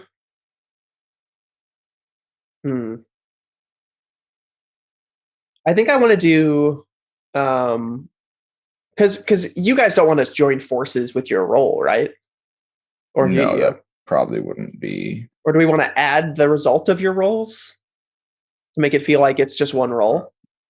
If you want, I assumed we would just be doing it individually, but if you're, I like that. Us adding it together will be significantly more powerful. So I mean, it's up to you. I'm fine with that, but I most definitely it would be that'll be a massively different outcome, I think, than if we do them individually. I mean, it seems pretty epic, but I don't know if that's. I don't really know what the intention for the scene here is. I don't know. It's just I'm trying to make it so that you guys feel like you're both contributing to it. So I feel like splitting your attacks would be weird if we're just going to do one roll, right? Like a bloody versus. Yeah, that's true. I mean, could one of them do defense and one of them do attack? I guess that would work better if Jared was still doing shield stuff. But. Yeah. So the way I imagined it, we would do it is we would make an attack separately, but we would decide a victor based on the damage sheet. So if they had a lot of damage and we didn't have very much, like our damage would add together. That was sort of my idea, but obviously our attacks will mean a lot less because they'll be against, they'll both be reduced. So I don't know. Yeah, that's a good point. Let's just do let's do you guys both make an attack. And we'll add your rolls together and I'll just pick a static number and double it basically and do that. So that to simulate both sides of the hallway. Sure. Yeah, that sounds good. We'll roll and we'll see how it goes. So you just want us to make a normal attack? Is that what you're? I think so. Okay, so.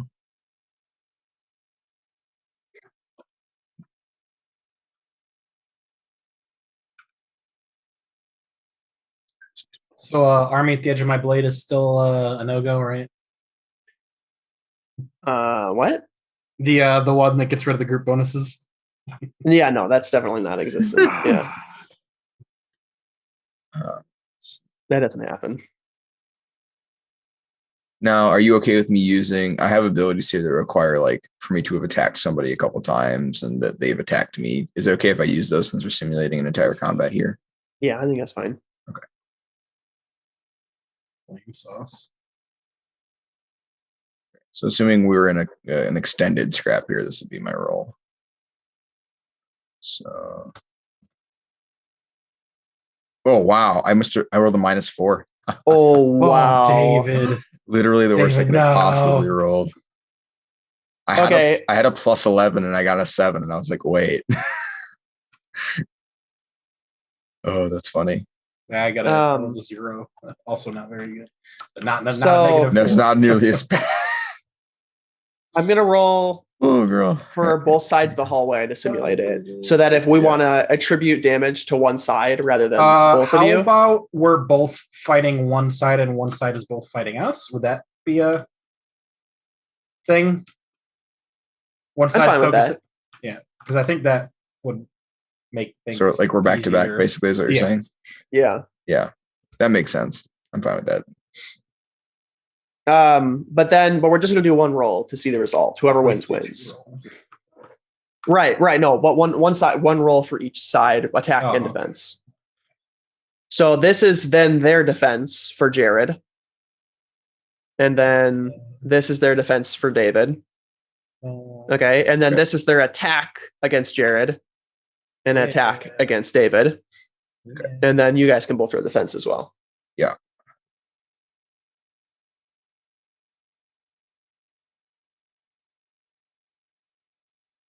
And this is totally you guys back to back, right? Of course. Oh yeah. Okay. Right. I gain a boost on them. But it's irrelevant. So that's your defense, right? Yeah. So it's irrelevant. You don't suffer. Yeah. So basically damage. What this looks like is Jared wins and I lose. So on both the offensive and defensive account, I lose. And on the offensive and defensive account, Jared wins. Basically is how it So what does that mean for David? Okay. David, I'm going to offer you something. And you can tell me if this seems good to you or not. But I think they tear your mask off. Yeah. That's both. I mean, yeah, I feel like we didn't establish exactly how the system works, but I mean, I can't have failed worse than I did in theory. Well, I mean, technically they could have gotten successful style, but yeah. So I mean, I feel like pretty much anything is up for grabs there. So that doesn't seem unfair. Okay. So I think we'll get a scene of like that playing out. I think so David, I'm assuming like you have to reload at one point, right? Mm-hmm. And Jared can't cover you for the moment. And so you just get the like magazine like halfway in there, and then like one of the soldiers like grabs your arm and is like stopping you from like putting the magazine in, and then one soldier that you had shot that you thought was dead like slowly gets off the ground and like comes over to you and just like does like a thrashing attack with both of his hands and just like claws your mask like off your face just for a moment. And then like you kick the soldier in the kneecap and just like shatter his leg, put the magazine in, and then shoot the guy. And then like fix your mask. But it was off for just a second. Right. Yeah. And Jared, you can roll a notice to see if you noticed that. Or you can say it probably didn't notice that. I probably didn't notice that. I'm covered in guts and viscera. And yeah, you got your own. My mask is probably like just. I probably can't even see right now. I'm just mindlessly hacking and slashing. So do we need to do another round of combat then? No, you guys have taken out the soldiers. Everybody else is like mindless enough now where you guys can just sneak back in and it's fine because nobody else is going to be shooting the window. So you didn't kill all however many soldiers in the army or whatever, but you killed enough that it doesn't matter anymore. So maybe at some point we get a shot of, like we back up towards the door and somebody opens it. We back in, they shut it again. And then we, throw our masks off and Yep. Stumble in. And then Jared, you accidentally step on Alyssa's finger. Gross. Do I just he's just like a banana peel, it flips into the air. It's all comical. That's you up hang to in you. the air for a second and then you smash into the ground. No. I'm pretty sure my boots I'm already compensating for the just slickness of blood on my boots. Yeah. Plus I you probably have a just few crush it. like teeth caught in there. It's fine. Gross. And Josh is like, "Oh, good, you guys are back. Please control this room so I can focus on this." I look at the finger. I'm like, "What happened?" Caleb shot Alyssa's hand. What? Why? She was Connor's like, "Well, I talked to him about it, and he told me it's because I committed genocide." That is a absolutely gross misattribution of everything that just happened there. And I nod to Matthew, and I'm like, Matthew has a dead man switch. It's hooked up to the nukes. Alyssa was about to kill him, which would have set off the nukes. What would you have done? But the nukes are already going off. We don't know. We think it might just set them off right now. Oh. I mean, that does seem like a pretty dumb thing to do. Although, I don't know. Could have probably. Well, it is what it is. Things going on. Look at Caleb's noodle arms and Alyssa's big biceps. I'm like, yeah, he probably had to use them. What? Alyssa's not have big biceps. She does not have big biceps. In comparison to Caleb. Oh, whatever. I'm a survivalist in this one. He's still shirtless. You can see. Yeah, his that's muscles. true. Actually, that's true. I forgot. Yeah, we talked at length about how ripped he is in this one. Yeah, right? I'm just messing. Okay, so I think that we should get some roles here of Josh trying to stop the nukes with the control panel, and Caleb, you trying to do the dead man switch. Yeah, I'm down with that. Let's do it.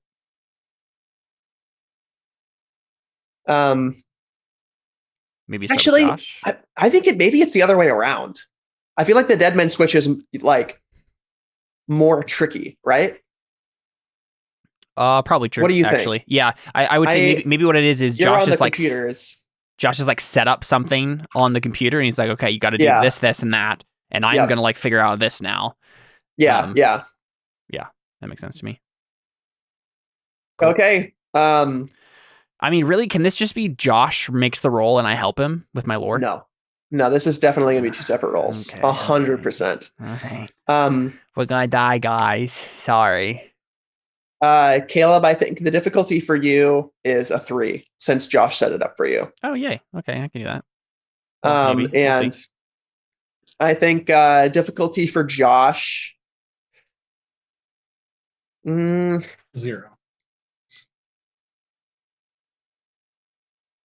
Well, the issue is he doesn't really have a lot of stunts or like anything that like is about this anymore.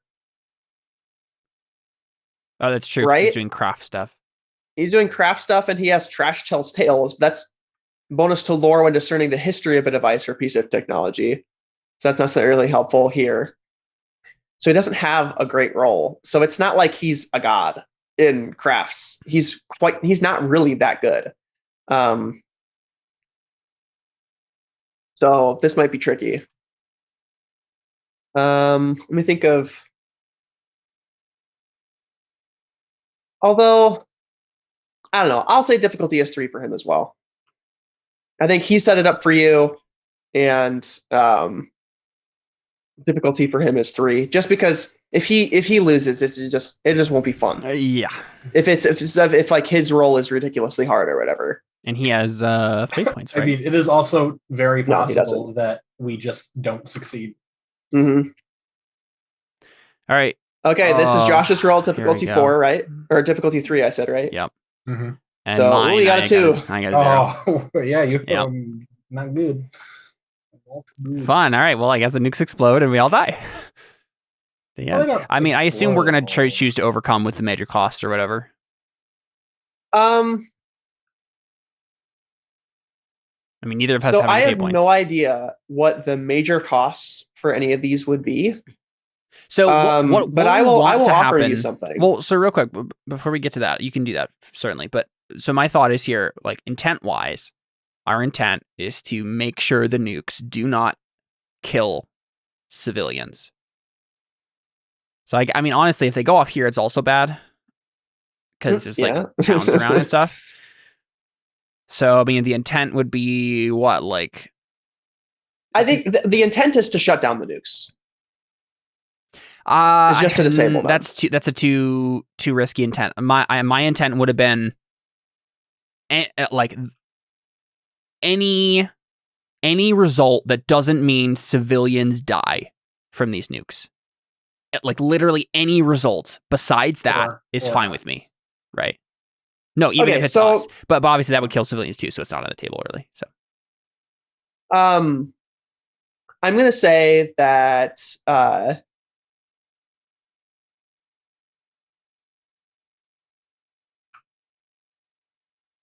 Okay, here's what I'll tell you. I'll say Josh succeeds at a major cost. Perfect. And the major cost is that Matthew undoes the bonds on him and puts him in a chokehold. Got it. Right? And so the dead man head. switch is gone, but now Matthew is like doing stuff. Okay. I'm fine with that. Yeah. He not just shoot? Or he doesn't have a gun? He doesn't have a gun, yeah. Who? Matthew. Josh? Matthew grabs a gun off of Josh or something like that and puts it to his head. Oh, okay. So that's fine. That makes sense to me.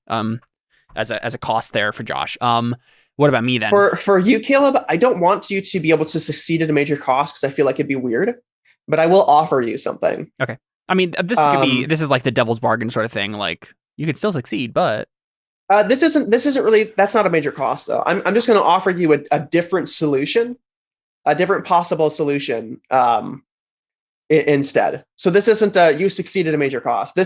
This didn't work, but in the process of this, you figure out something that can work. Okay.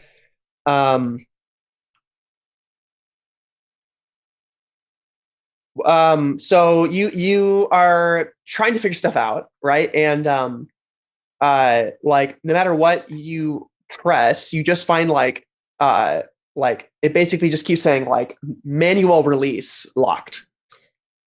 Manual release preventing like communication, and so like at every turn you go, like there's something that Josh didn't quite get to yet, and it was the fact that there's something down in the room with the nukes that has been locked in place.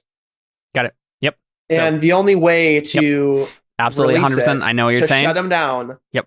Somebody has to walk out there. Yep, that's fine. I look back at everyone and I say, oh, I guess, so I see that. I noticed that. And then I guess Matthew gets Josh. So I guess we got to take care of that first. But yeah.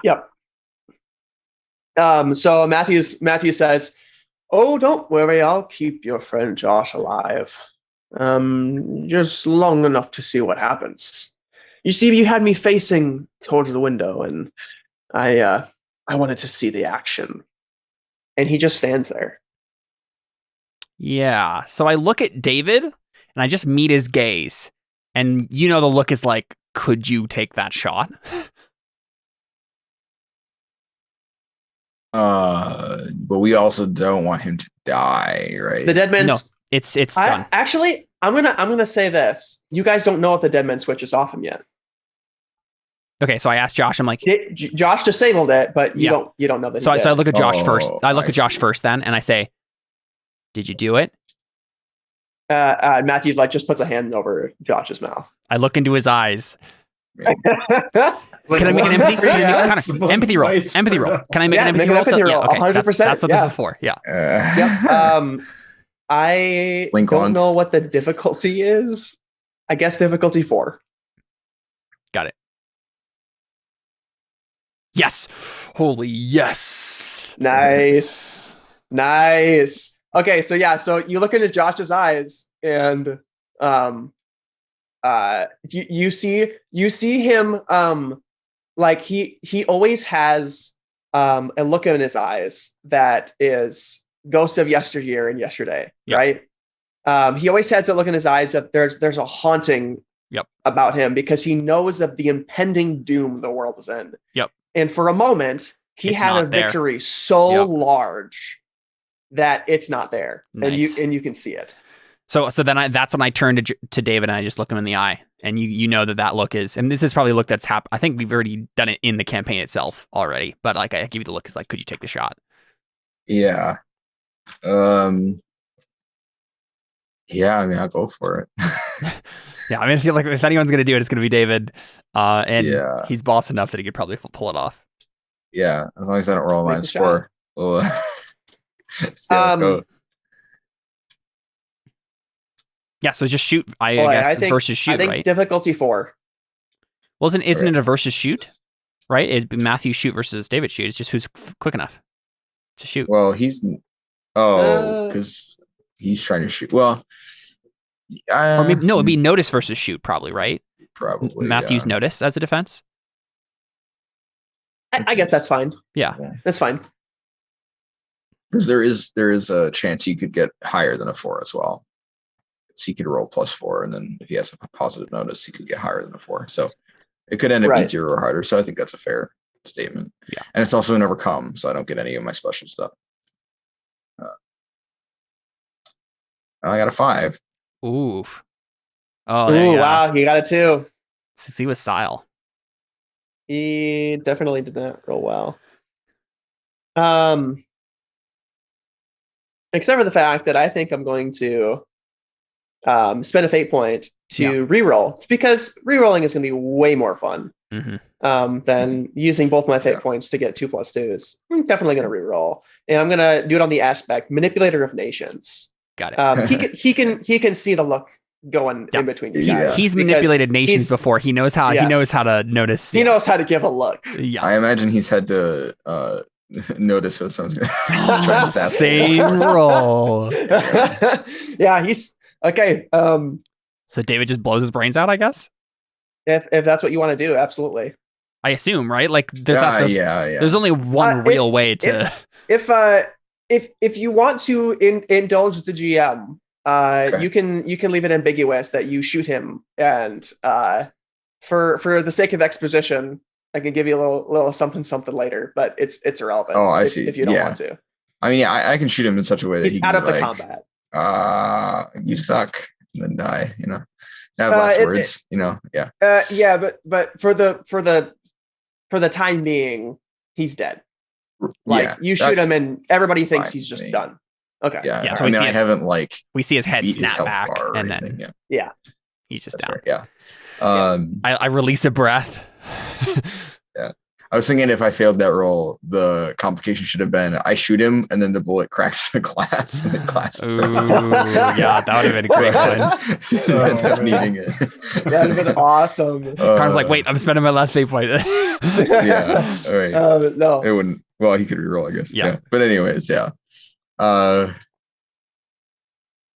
I guess we just see Matthew's head snap back and he just slumps. Yeah, I think so what happens is, because there's a lot of looking happening. I feel like he's not that dumb. So I think what happens is, you look at Josh and you look at me, and I look back and I put hands up like, I can't do that, and I just shoot him. Right. Yeah. That's awesome. And maybe for the shot we get right is you shrug or whatever, David, and then we see Matthew's slight smirk. He's just like, haha, you can't make that, and then he's already just snapped back and then just down. Yeah. Oh, yeah. So I look Josh in the eyes, and I say, that's the sort of thing we do here. We make hard decisions. Sometimes we fail. Today, we're not failing.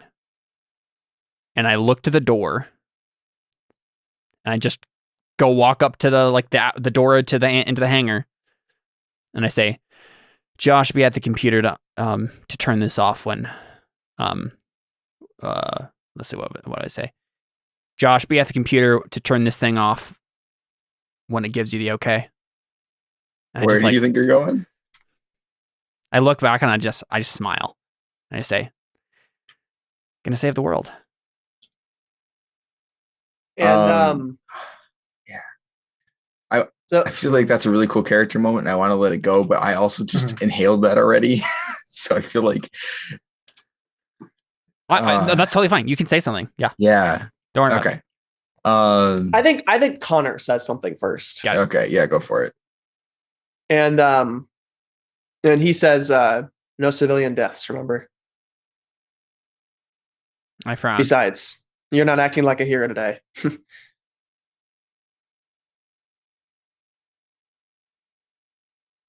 I'm just frowning. Oh, you said that's my job? This is my time. And he says, I got us into this mess. I'm getting us out. And David's like, well, and then Jared's like, well. I'll go before David. Yeah, I think so too. No. Then I'm like, no, I got it, guys. Don't worry about it. No. And is that what Well, David's Jared, what like? Well, I exactly already breathed it in. I'm like,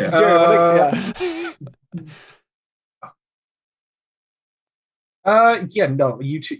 I'll go. I'm tough. I'm You're like, tough. Yeah. That's what you're saying right now? You're tough? I'm like, Jared, this I isn't tank the tank. It's I'm fine. like, Jared, this isn't Star Trek 2. We don't have some sort of magic regeneration thing. If you go into there, you're gonna die. And I'm the one who no. Of everyone here, we need you the most. I frown. Yeah, who else will shoot off fingers? Alyssa says. She's recovered so much that she's being sarcastic. No, she says that like meanly. Oh, yeah. No, I mean, yeah. I just mean, yeah. And I say, who else will prevent idiots from blowing us all up? Jeez Louise. I love you. Like, all right, look, we don't have time for this, okay? You said no civilian deaths. You said no heroes, whatever. Look, I already got one full lungful of that stuff in that other room. There's no reason anybody else needs to turn into whatever that thing is. He gestures out the window. So I would like to pause it. I think there's just a moment of like heavy silence there where we're all just looking at each other. And then I want to say we all just start laughing.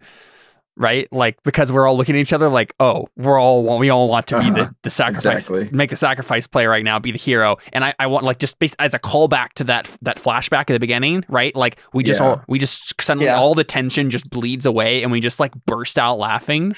And maybe Josh. Koto Doki starts playing again. Right. Yeah. And maybe like Josh is just like, what is going on? Like, and everybody else is like looking like, what are you doing? Yep. And like, laughing and I'm just like almost crying, and then I like wipe my eye and I'm like, we're all a bunch of idiots trying to get ourselves killed. It is the apocalypse after all, says Connor.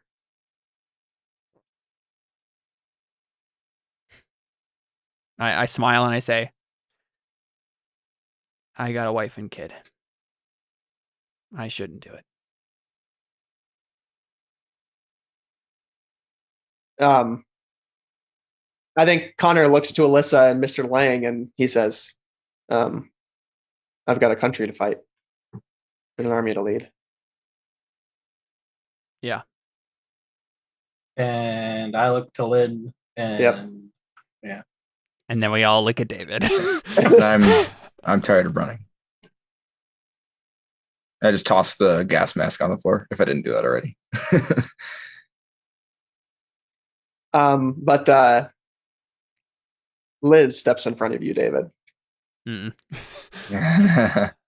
she says, No.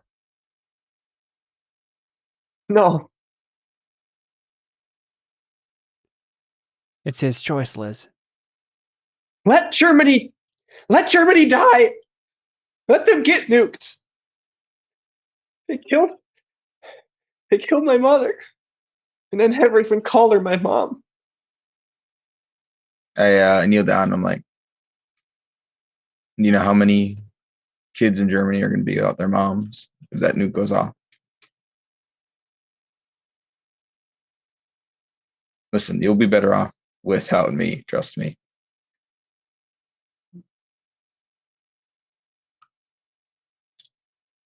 She's like, But isn't that my choice? Maybe, but You told me that I could decide if I wanted you out of my life. You told me that was my choice.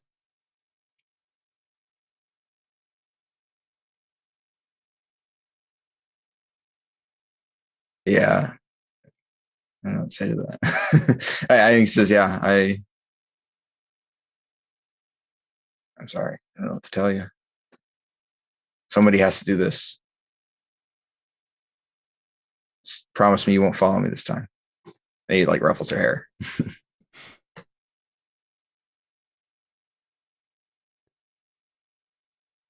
She just nods. Just this once.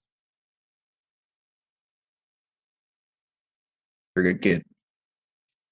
Don't lose sight of that. She just cries and like hugs your leg. Yeah, I let her. I don't. Yeah. Although we are in kind of a hurry, so. We get that moment where the audience is like, "Look at the timer, guys."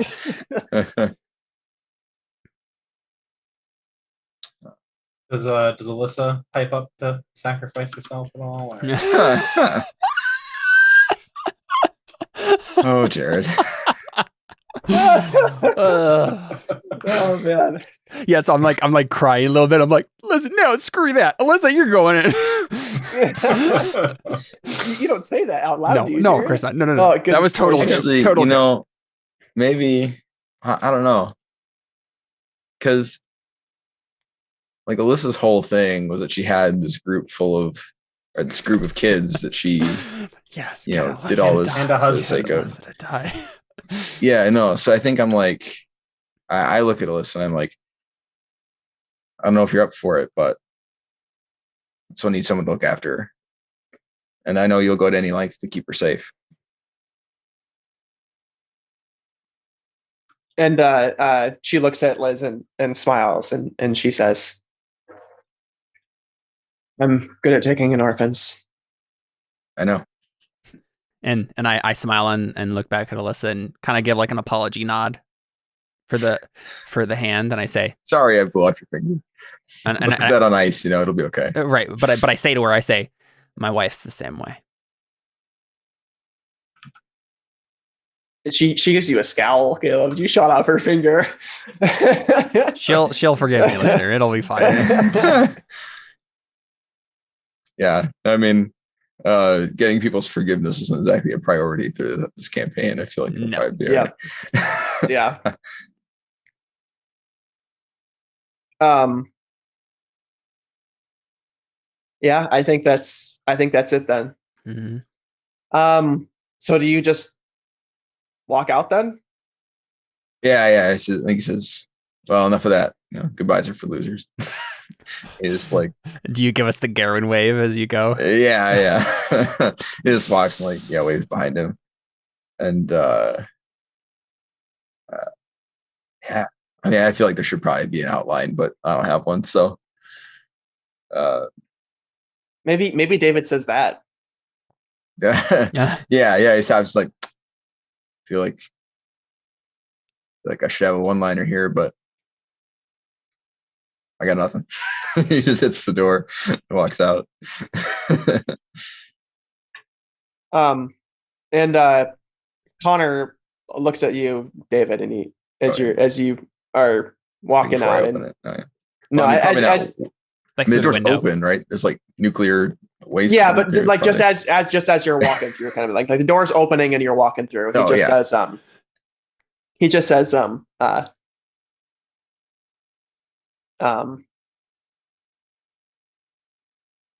boy. He says boy,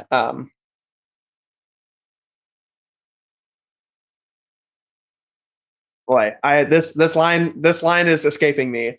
But I think that he says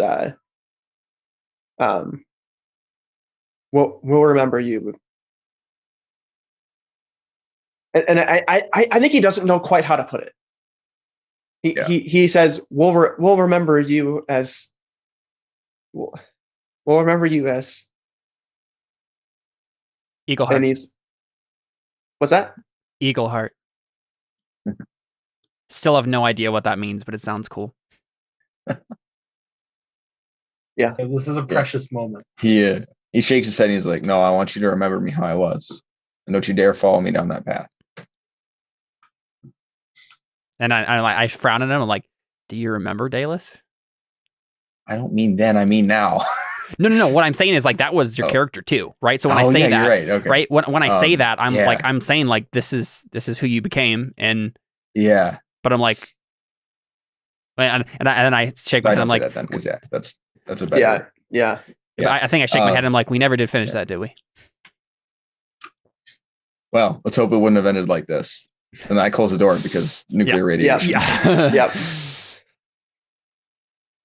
Yeah. I think it's good that Connor stumbled over that and that you said that. I think that's exactly how Connor would have said that. He doesn't know what to say, and he wants to give you something as you're going, and he can't. Yeah. So I think the song Failsafe by Hidden Citizens plays as we get this shot of David walking down. I wish I had listened to these songs before. I wish I'd listened to them afterwards. I'll send them to you. Yeah. Okay. Thanks. So you just walking down like the stairs or whatever as you get to like the control room, and I think you start walking normally, and then it instantly becomes a huge weight on you. Yeah. And like it is so hard to keep moving forward. And your skin starts to boil. You start to get all sorts of like burns on your body. Yeah. And eventually, as you go down and press that big red button or whatever. Yeah, I was going to say, let's just assume that Josh told me what I was supposed to do because it was like I get down there and I'm like, wait. It was like a locking mechanism on the nuke. Right. And so you just release it basically. And I think that as you get down there and you press that button, we see your hand that you reach out with, that bone hand. And I think we just see that hand like press that button or pull that lever or whatever. And like we zoom out to see that the rest of your body looks the same. Right. Yeah. And I think then you just collapse. Yeah.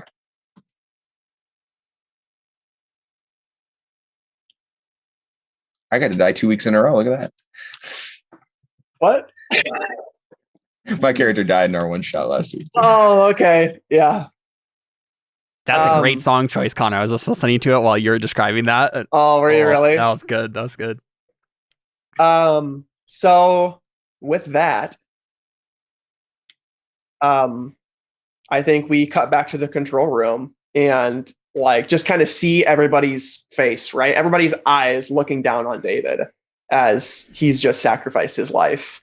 And I think like something pops up on the screen as like the song fades out from the instrumental bridge, and it just says like cancel launch.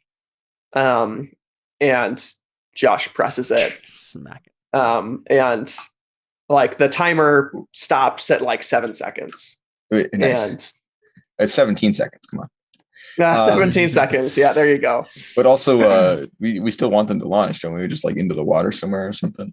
Isn't the about that or no? So, what happened with this was that you were able to shut down the nukes, so they don't have to launch anywhere.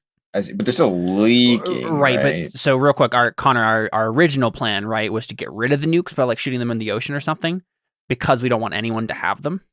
So honestly, I think we would just you do that anyway. Yeah, but I think we'd have to stop this launch anyway. So like the scene can stand, and then we can program a new target, right? Yeah. It would have to be the same anyways. I just was saying that I think we probably wouldn't want it to stay that way. Yes, because we just shoot it into the Pacific Ocean somewhere. So The Pacific Ocean, that one specifically. Yeah. there is something to think about here. No, I'll let you guys work it out on your own and decide what you want to do. Would Josh be smart enough to do? Work it out. Talk about it. That's a good question. I mean, I think depending on that was where the we plan, launch right? it, there will be like a tsunami. Is that what he's getting at? Tsunami. Joss is like, yeah. I mean, okay, we just shoot it out far enough that like these things can go all over the world. So we just find the spot that we know will cause the least damage in the middle of nowhere, Right. and we shoot it. Right. I think so. Like you're about to launch it, and I think one of the scientists, is like, I don't think you understand what we were trying to stop here. The radiation that was leaking that your friend down there stopped. Oh, duh, It's it the has the disease. disease. Yeah. How did I forget Oh, about that? right. Yeah. If you launch that is the end of humanity. It's a good thing we remembered that. Yeah. Weren't they literally just in the process of trying to launch it themselves? feels a little insincere. That's No, what they, that's no, what they wrong, weren't. I think. Yeah. Oh, they were. They were trying They to launch weren't. it because No. they said it was going to explode. They said, yes, we're launching them because they're going to explode if we don't. So we're getting them out of here. That was what they said. Right? I don't Am I think crazy? so. They said they were going to blow up. So I they don't were launching them. I think remember it being like so. something's gone horribly wrong. We're just trying to stop it. They said they were in the process of launching them, though. I could have swore. They said the nukes I are, think nukes are they going to said launch they because they're were gonna in the blow up. process of launching, but I don't think it was necessarily. Well, it was right, honestly kind of vague at the beginning. I don't think it was clear to me. I what just they were listened to actually the trying to do. episode today. I don't remember them saying that. All But right, I I'll could take your be word for wrong. it. If they did, then we'll just pretend they didn't. It's fine. I can cut it out of the podcast version. It's fine. Yeah, there you go. But Cut all this out and then we'll sound like we essentially, always knew what exactly. Exactly. like without like making it go back and forth with dialogue. Essentially, what they explained to you is like they were going to launch the nukes for the soldiers, and then they like tampered with them too much. Luke tampered with the nukes too much, and like infused the radiation disease in the nukes, and then the nukes became unstable. Right, and okay. so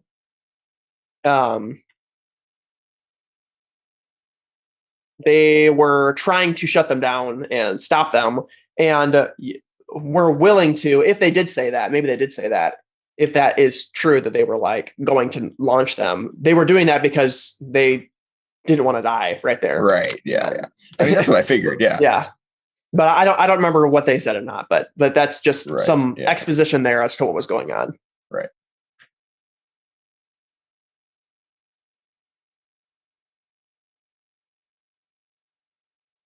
So what do you guys do? Honestly, Launch them probably, so this is the thing that I'm thinking. Are we in immediate danger still at all? Like, No. yeah, I mean, Well, I feel like, there are still zombie soldiers outside, but they're not attacking you right away. And so I mean, shoot at Connor. That's what I did. I honestly feel like, and this is obviously up to you, Connor, but I mean, I feel like we've just hit the end, and I feel like we just epilogue the rest of it, and it's just like we figure it out, right? Like it's like, and so the ending is not like, oh, hey, we saved the day and we don't have to do anything else. It's like, okay, this was the beginning of the end. We actually stopped This is them. just the end of the beginning. Isn't that the name of the song? Yeah. That one I have listened to. You can reference that one. but it's like, right, it's like the rest of this is going to be a long process and like figuring out how to stop it, but we did. Yeah. And now it's just like we keep walking, right?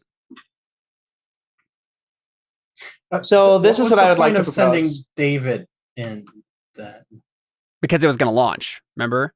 Whatever I did kept it from like blowing up on us. Okay. Yeah, it was locked to launch into Germany with this thing, and he stopped that. Yeah, and then we were able to figure out what to do with it next.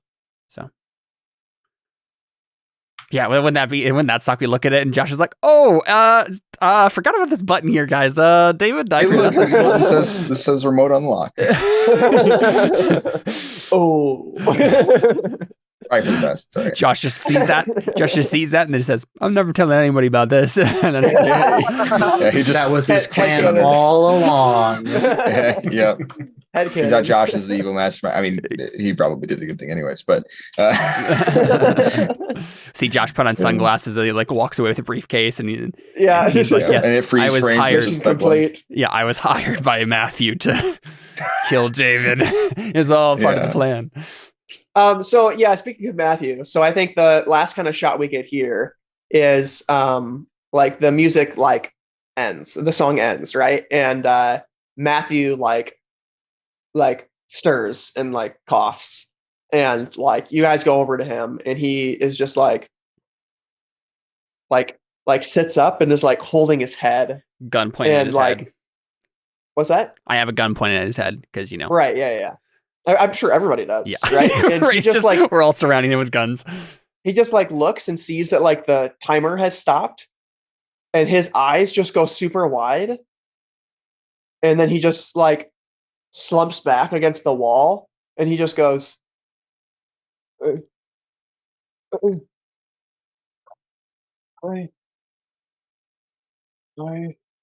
he kind of like glazes over, and then like for a moment you think he's dead again, and then he like stirs again and looks up, and he just says, "I'm the prophet. I'm the last prophet. I'm and the I Vice say, President of the United States of America. I'm."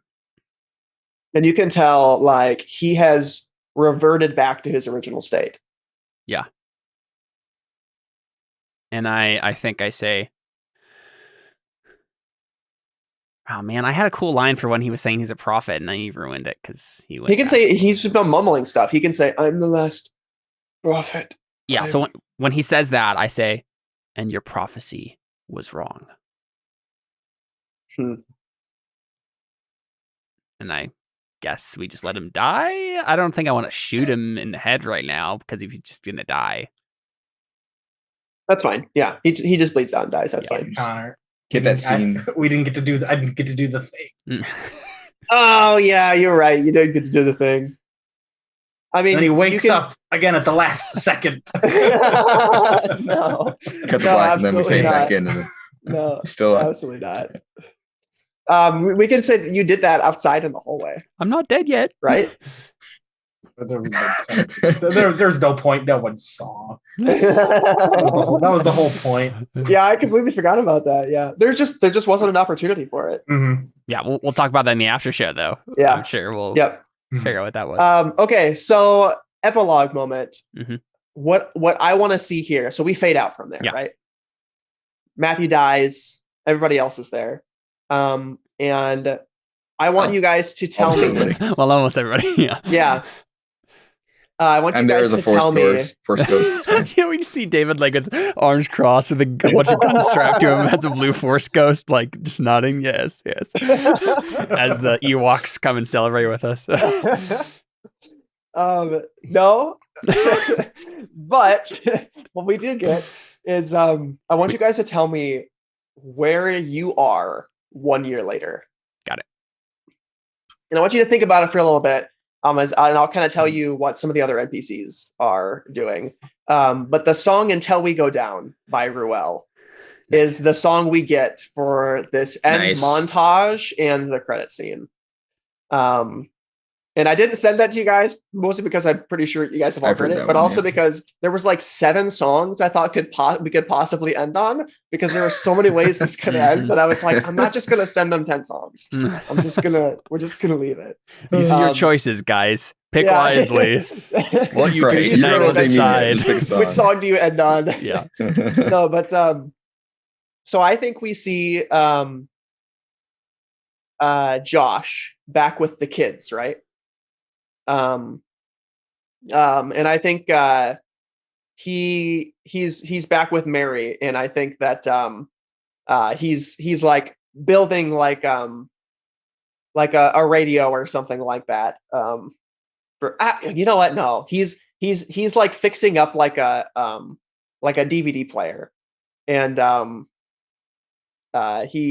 he's like making that up and like sets it down, and him and Mary, who is the mom there, like both reach for the DVD at the or like both reach for like the TV remote or something like that at the same time, and like touch each other's hand and like look at each other. And then like a bunch of kids like run in and like are super excited that the like DVD is set up, and they like looking through like their collection of DVDs they've gathered over the years, and like trying to figure out which one they want to watch first. And they like put it in the DVD player, and they all sit down together and watch the movie. And I think we just kind of fade out from there, or not fade out. We cut from there to I think Mr. Lang, Alyssa, and Liz in Germany. And they are like walking through the streets of Germany, like handing out food. And I think Liz sees somebody who's like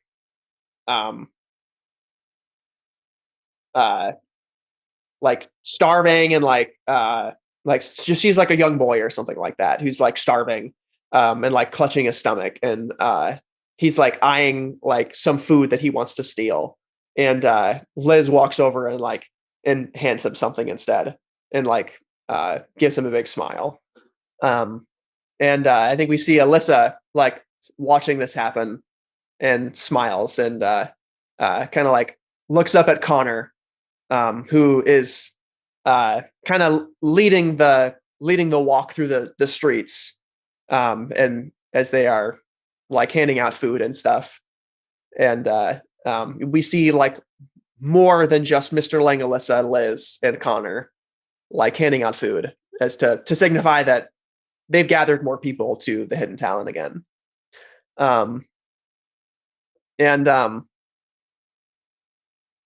We see kind of end on Connor kind of like looking up at the sky, like looking up at the tall buildings in the city, and looking up at the sky, and just kind of like nodding to himself. And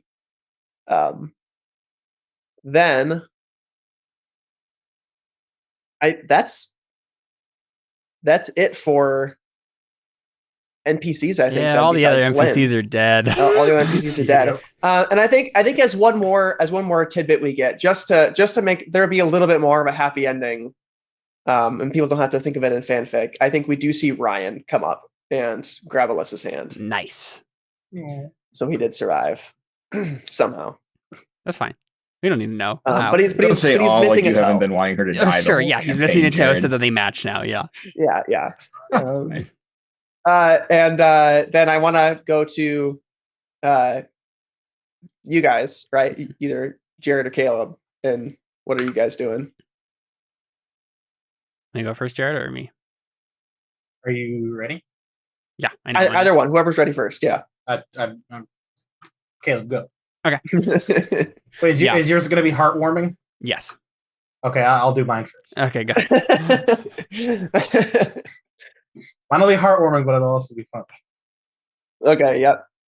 So we cut to Jared, and he's on like a ranch, like a farm thing, and he's like settled down with Lynn. Okay, yeah. And they're sitting on the front porch drinking iced tea. Oh, come on. Raspberry tea. They're drinking bourbon, right? Raspberry tea, though. No, but remember bourbon? Remember how you guys were on the train and she asked you to get bourbon for him? Oh, callback. I definitely remember that. Yeah. Bourbon. Yeah. Drinking bourbon. And we cut out, we zoom out a little bit, and then we see Granola with a female wolf. Yeah. In canon, I veto that, but we can live that. don't worry, Connor. You're gonna have a little bit more to veto. And we zoom out. We zoom out a little further, and we see a litter of puppies rolling around, and yeah, definitely more vetoed. And don't worry. And we zoom out a little further, And we see a sign at the front of the ranch that says what are they called? The Zellner Wolf Puppy Barn. Something akin to that. Even more vetoed. So really, we get a shot of Granola coming up to the deck and laying down on the deck with Lynn and Jared, and he's got to make a living somehow. Jared has to make a living somehow. Yeah, you can do it something else. They're on a ranch. They don't have to make radiated puppies. I don't see how that's possible. Well, when a mommy wolf and a daddy wolf love each other. Okay, so then we cut to Caleb.